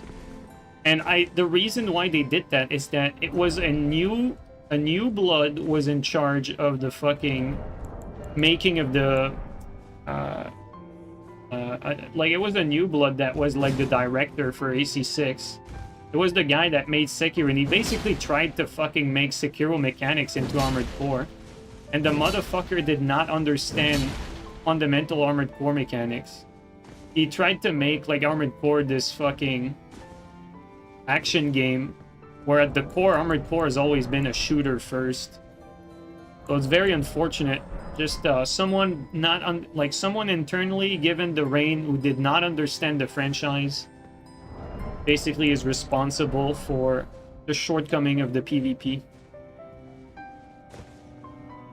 You prefer the hard lock? Yeah, but I mean, no one's playing AC6, dude. No one. It lasted, like, it lasted shorter than any of the other Armored Core games I've played, PvP-wise. Despite having the biggest player base to start with. Like, by a long shot. So even if you prefer it, or, I mean, you can try to argue that you prefer it, but let's be honest. It's a clueless take. Like, people don't understand, like, the difference. They don't understand, like, the implication of having a hard lock or not.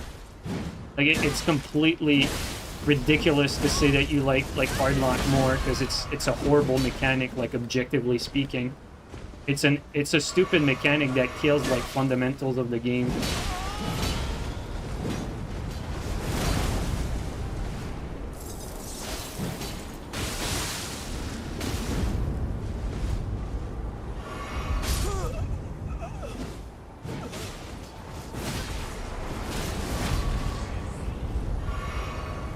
Yeah, exactly, on gun. I actually love aimbots. It's basically saying that. Actually, I like aimbots, so it's... it depends on your opinion. What's so funny is that it's actually exactly what it is. It is fucking aimbot built into the game. It just prevents mechanics to ever exist. Fucking crazy. That's such a good way to put it.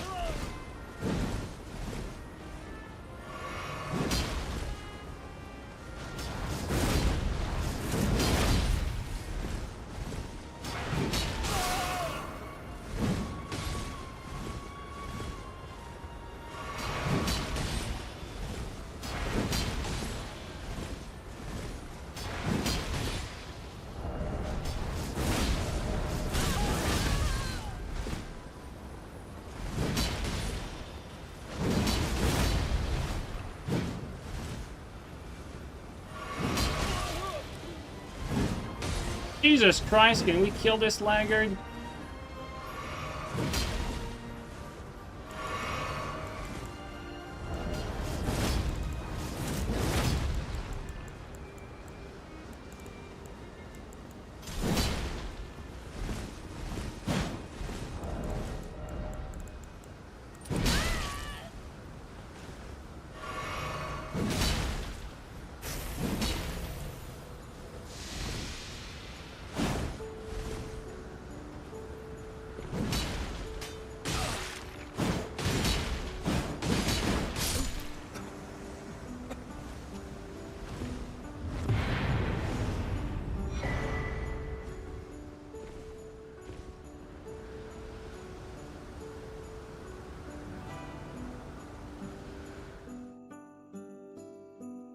Even shitty mecha breaks felt more skillful than AC6. It did, though.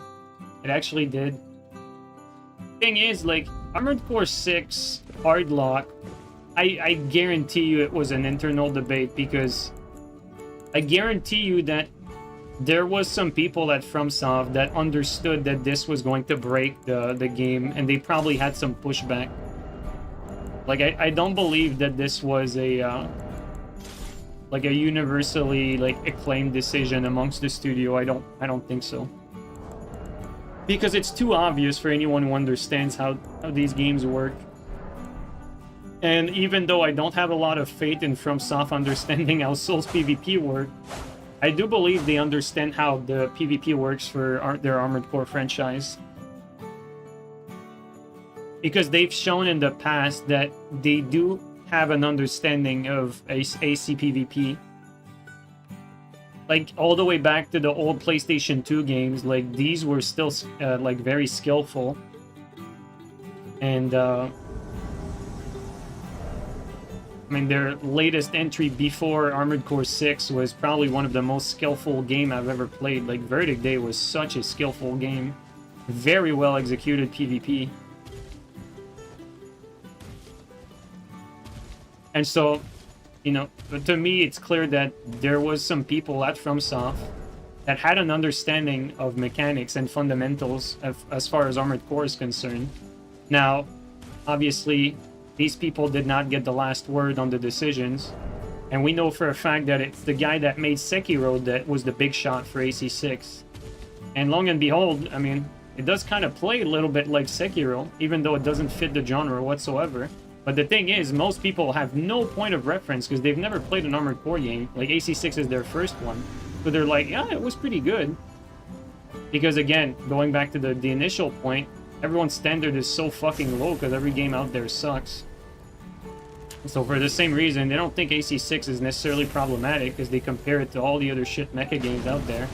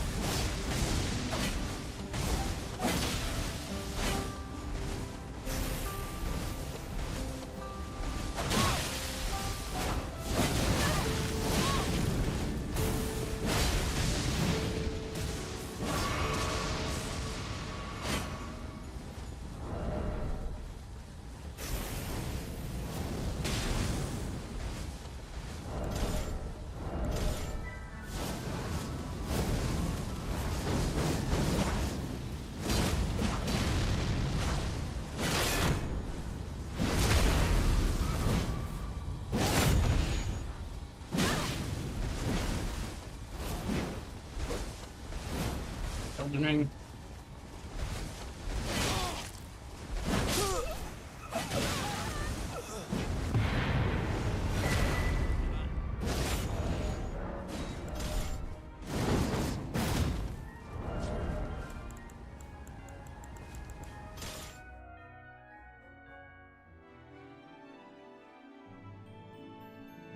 Is AC6 campaign bad? No, it's actually pretty good. Like, thing with AC6 is that the shortcomings that it has in multiplayer, the game compensates for it in PvE by, like, the reason why the fundamentals are broken in PvP and they're not necessarily broken in PvE is that because your turning speed is automatic, like, you can't outplay each other in PvP. Like, the outplay potential is, like, so limited compared to what it usually is.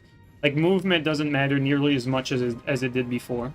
Whereas in PvE, like, the enemies you fight, like the big bosses, because that's what the game is about for the most part, not necessarily the arena fights, which are kind of shit, by the way.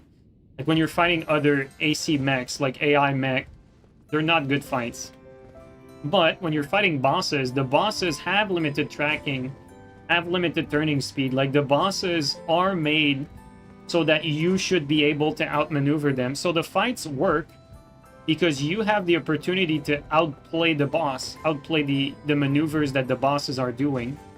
Like one of the perfect example is like you fight this big tank on top of a some sort of Hoover Dam or whatever, like on top of a tower. Like you fight this big tank, and the play is basically to stay on like in the air and hover behind it, around it, behind it in the air.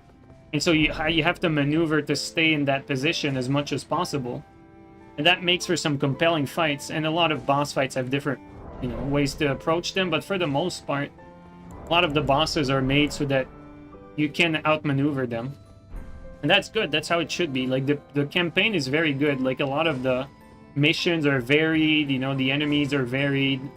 It's a very polished campaign. Like, in my opinion, AC6 has the best mecha PvE out of any like mecha game that has come in the past. Like for PvE, not PvP, but for PvE, you know, the mechanics that are broken in PvP are salvaged because the enemies are basically like so much nerfed compared to you. Like the enemies can't turn instantly like you do. And even the enemies that do have insta-turn, they're basically like, you know, their AI is just not, you know, it's not like good enough for you to not like out DPS them like pretty much instantly for the most part. And so you're more like fighting numbers than trying to outplay like specific enemies that can 360 you basically.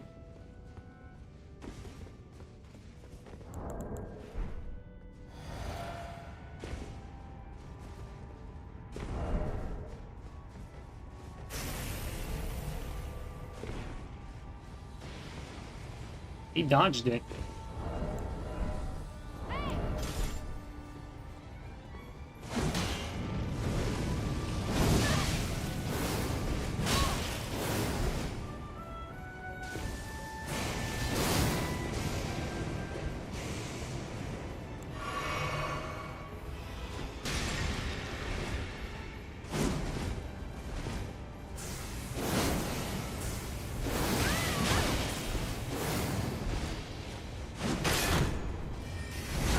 I don't think that's gonna kill him.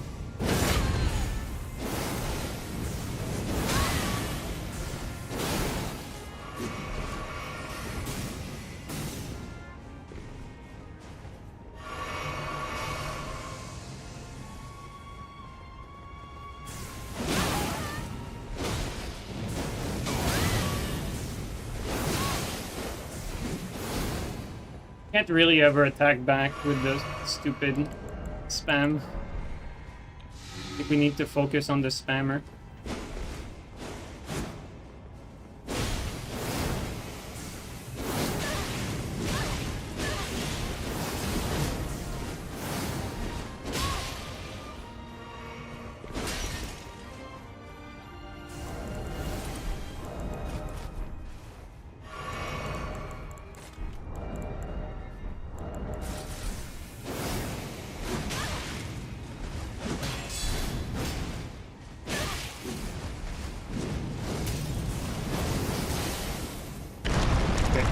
Separated. Elevation moment.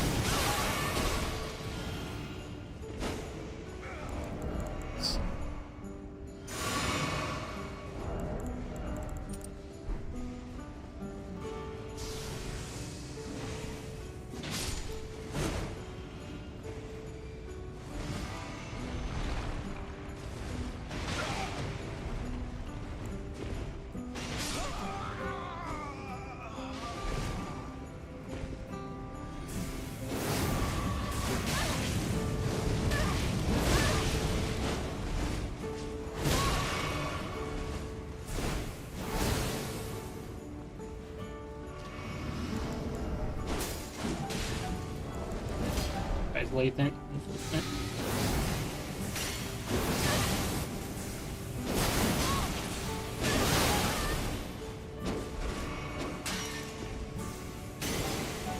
Oh, got stuck on the chandelier.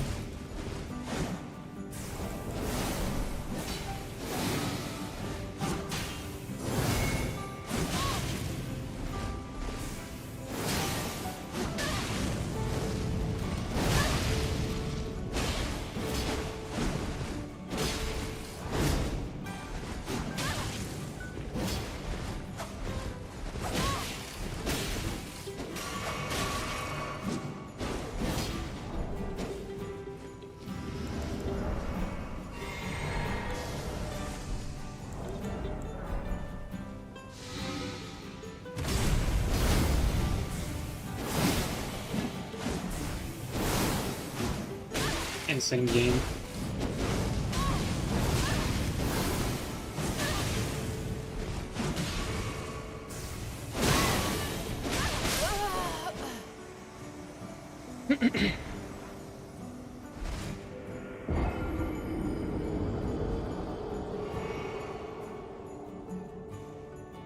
That's crazy, guys. That's actually crazy. Like, you can have someone as bad as this. And, you know, like, can't kill them. Even though they're complete ass. It's just so stupid.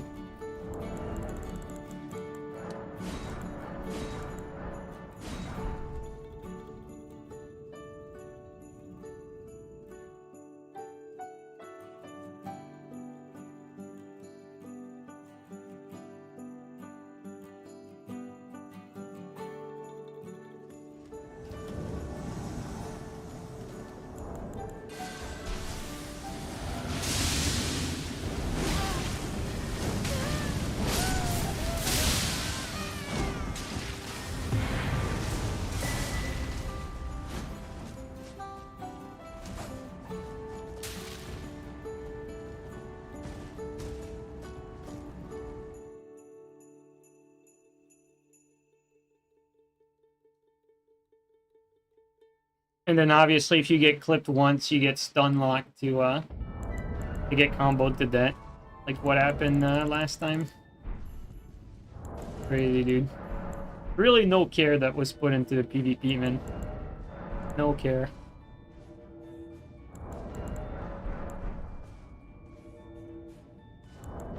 And somehow you still get people that defend this game. Crazy. Have you ever rage quitted? Nope, I'm not a rage quitter.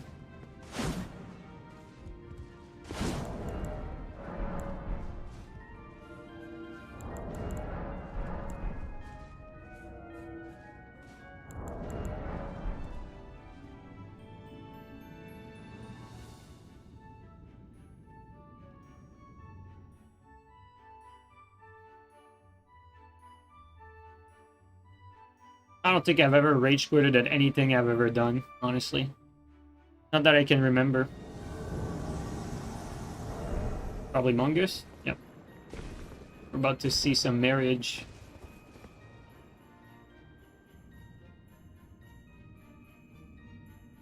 Alright, what is it today, Mongoose? The monkey? Sonic? Oh, the green guy. Dude, what is this headgear, dude? Thanks for coming. No problem. It's a some nice hair you got.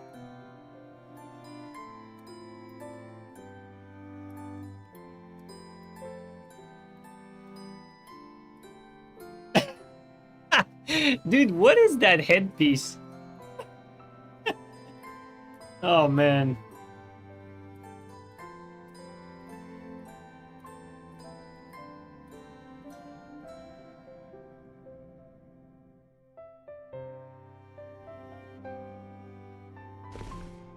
Yeah, I guess it is more green than yellow, but...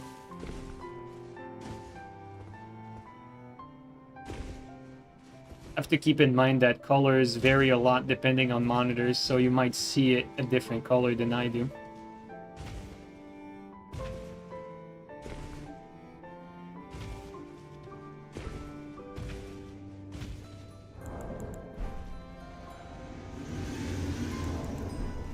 Well, just say that it was useless to use that.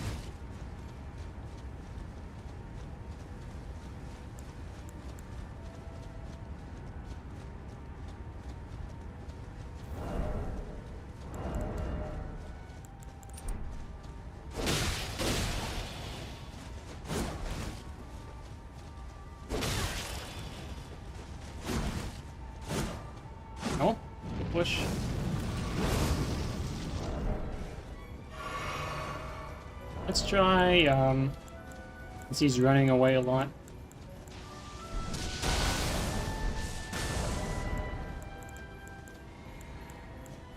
There it is.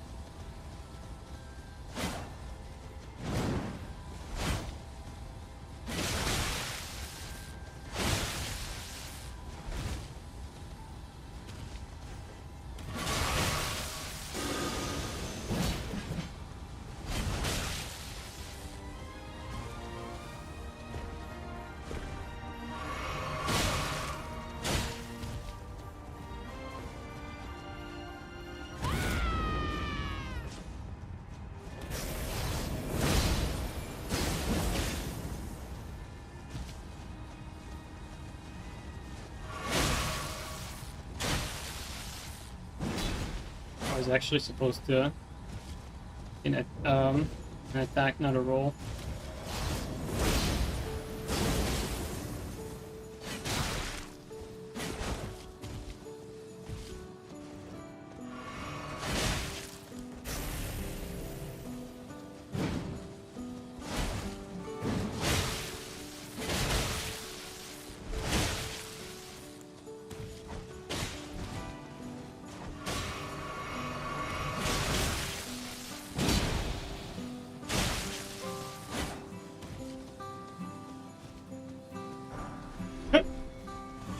Shit, Hellmongers. I didn't even need those eels, but a little nice to have.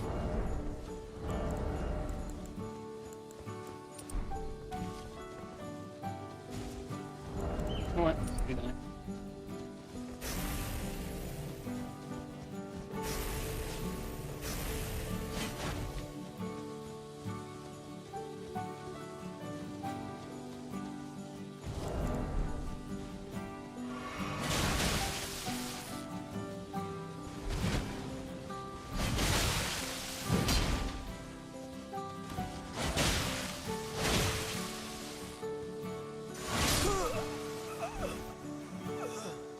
Reinforcement came in late.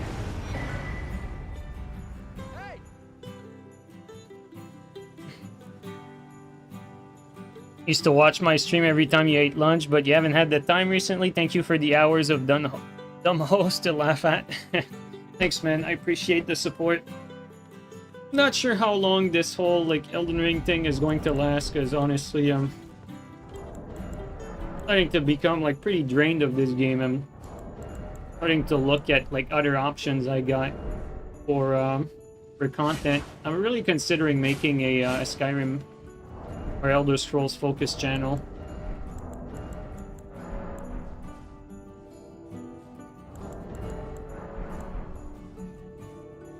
But thanks, I appreciate the support though.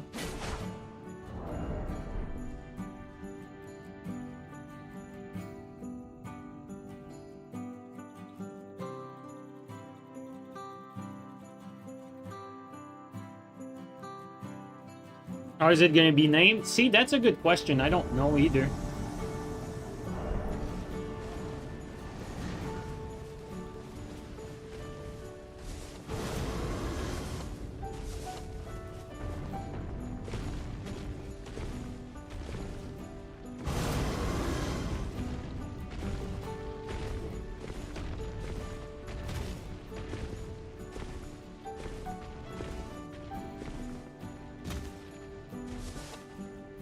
I was thinking of something like level 99 Todd Howard.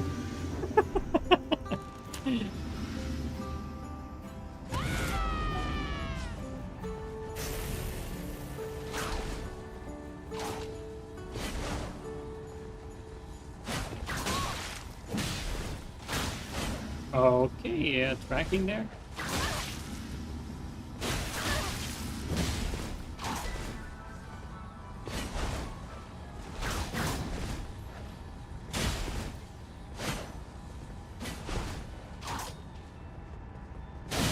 Oh my god, he's just fucking tanking it. That's...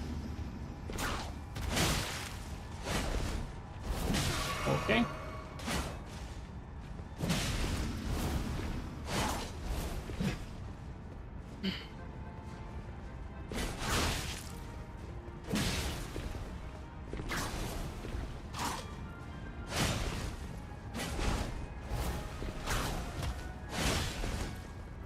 Be careful about that blue.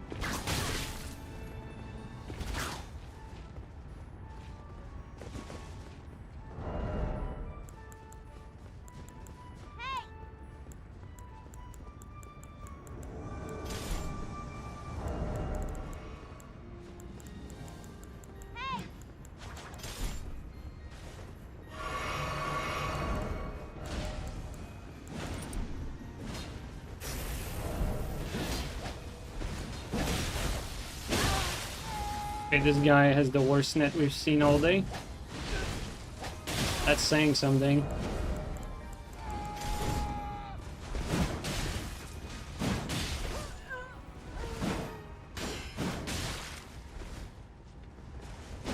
This guy's net is beyond ass. It's fucking terrible. It's completely unplayable. This guy is gonna get blocked afterward.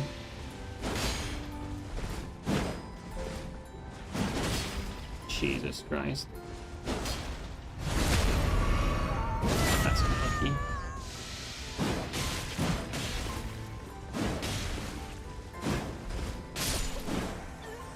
Jesus fucking Christ, dude. Alright, let's use something that's a little more comfortable.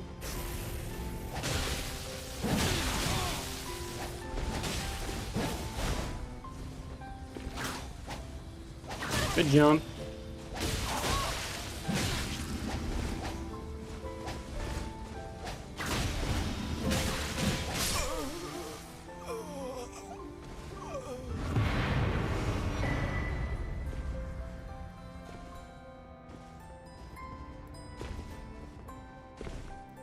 He teabagged his own teammate. I mean, I forgot to block him, but man, that guy had some pretty disgusting net.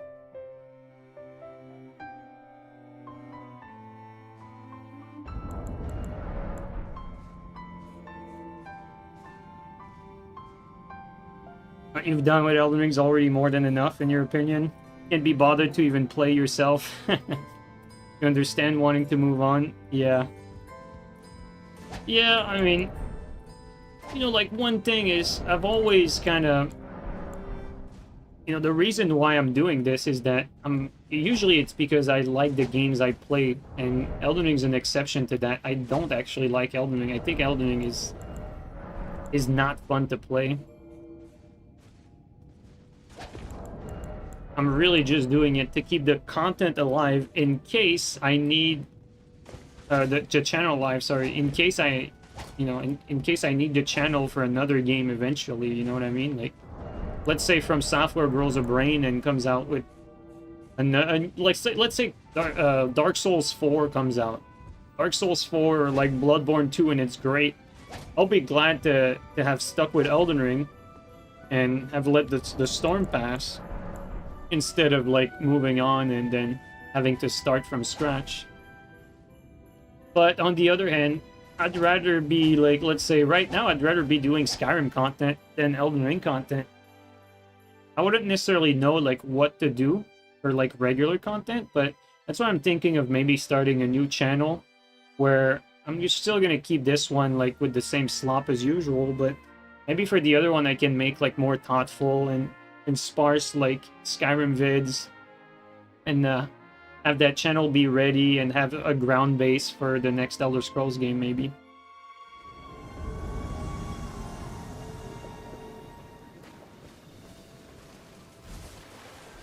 Oh, yes.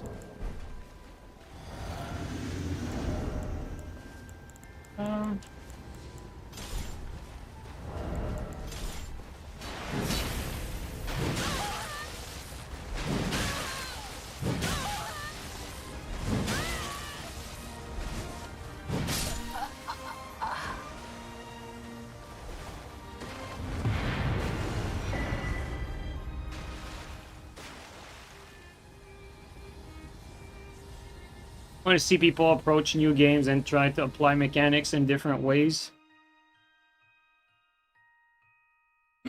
Like, unfortunately, Skyrim and Bethesda games, they're not like good play in Skyrim is more like good strategy as opposed to like mechanically like playing well, because you can't really outplay much. Like, yeah, it's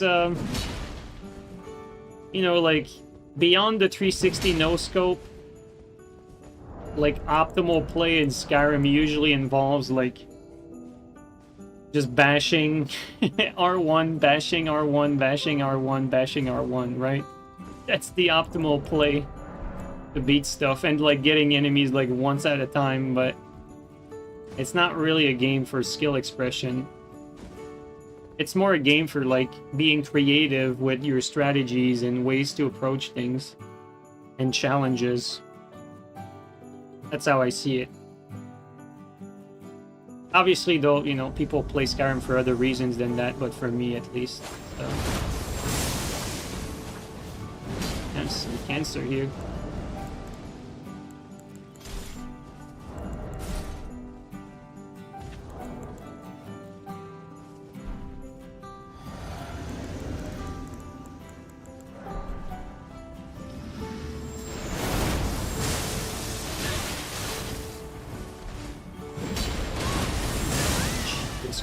Christ, dude, that's so unlucky.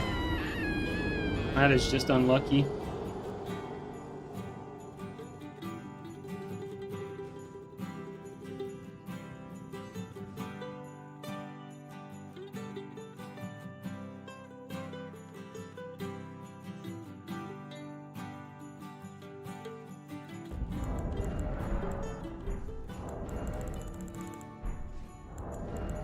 I didn't even play bad. I got frame trapped on top of that. It's like, no matter what you do, like, you damn if you do, damn if you don't. And then you win that invasion, because, you know, like, we can run that same invasion like 10 times. I'll win it, let's say, 9 times out of 10, and it's gonna look like the easiest piece of cake invasions against players that have no idea what they're doing, just dying in 2 hits.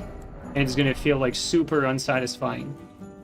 And then when you lose like that, you know, you get one shot thrown off on the frame trap, and feels like shit as well. So win, lose, doesn't matter, doesn't feel satisfying.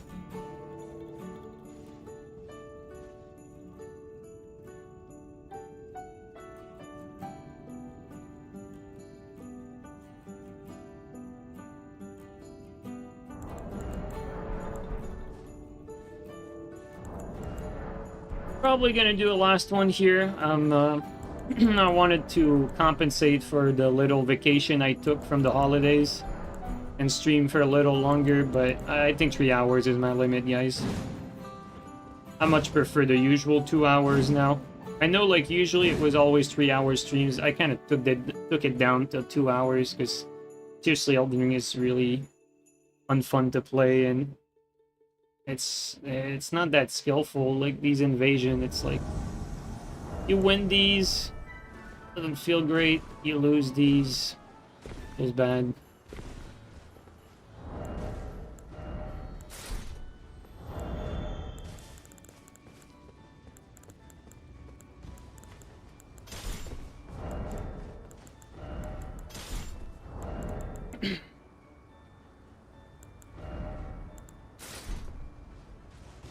Wait, what is that?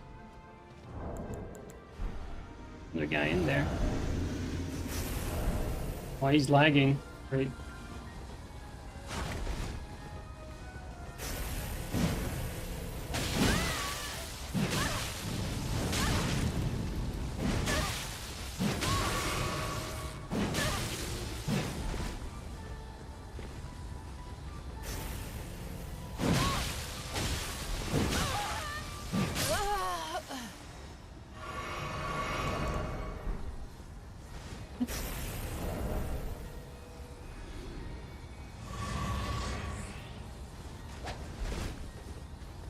What are you doing? Get your physic green, like, if you do it fast enough. Wait, he's doing.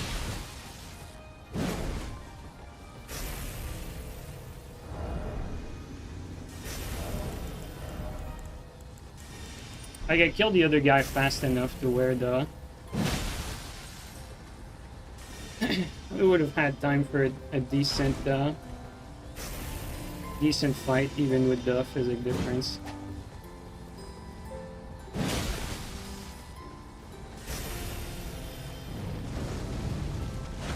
I had my input there.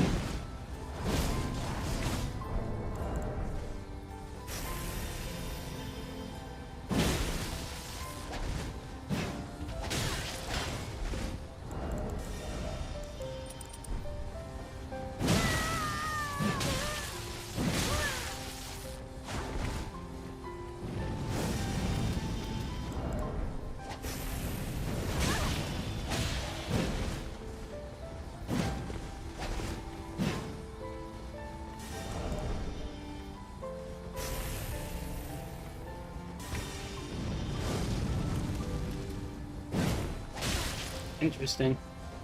I hit that.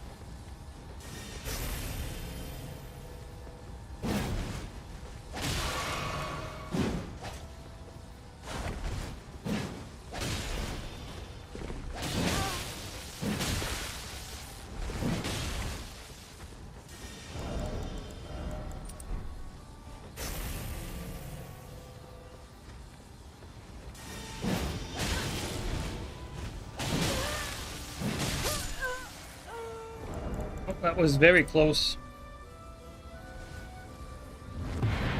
Good thing I swapped to to branch feathered sword in advance there. If I didn't do that, I would have lost. That's how fucking crazy these fights are.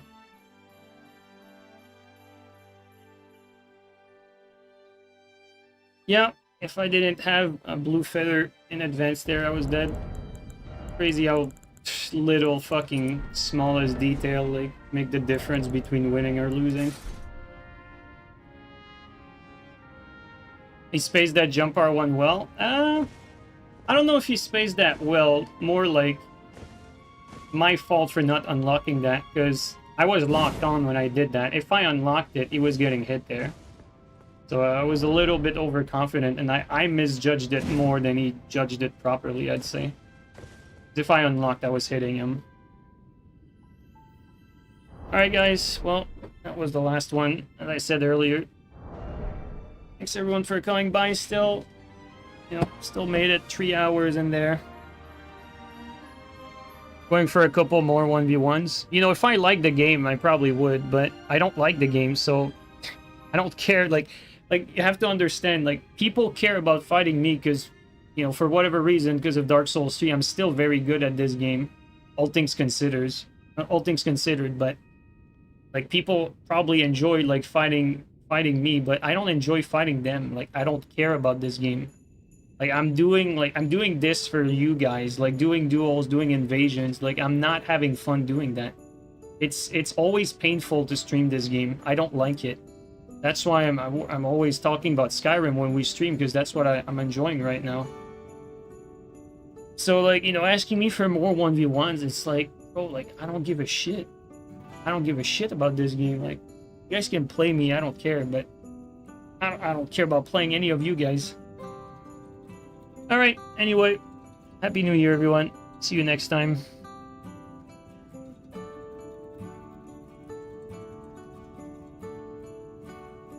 Let's see who's on right now.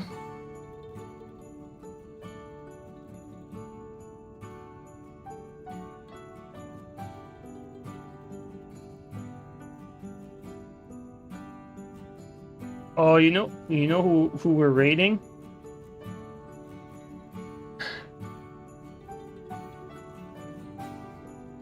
We're raiding a good game for change.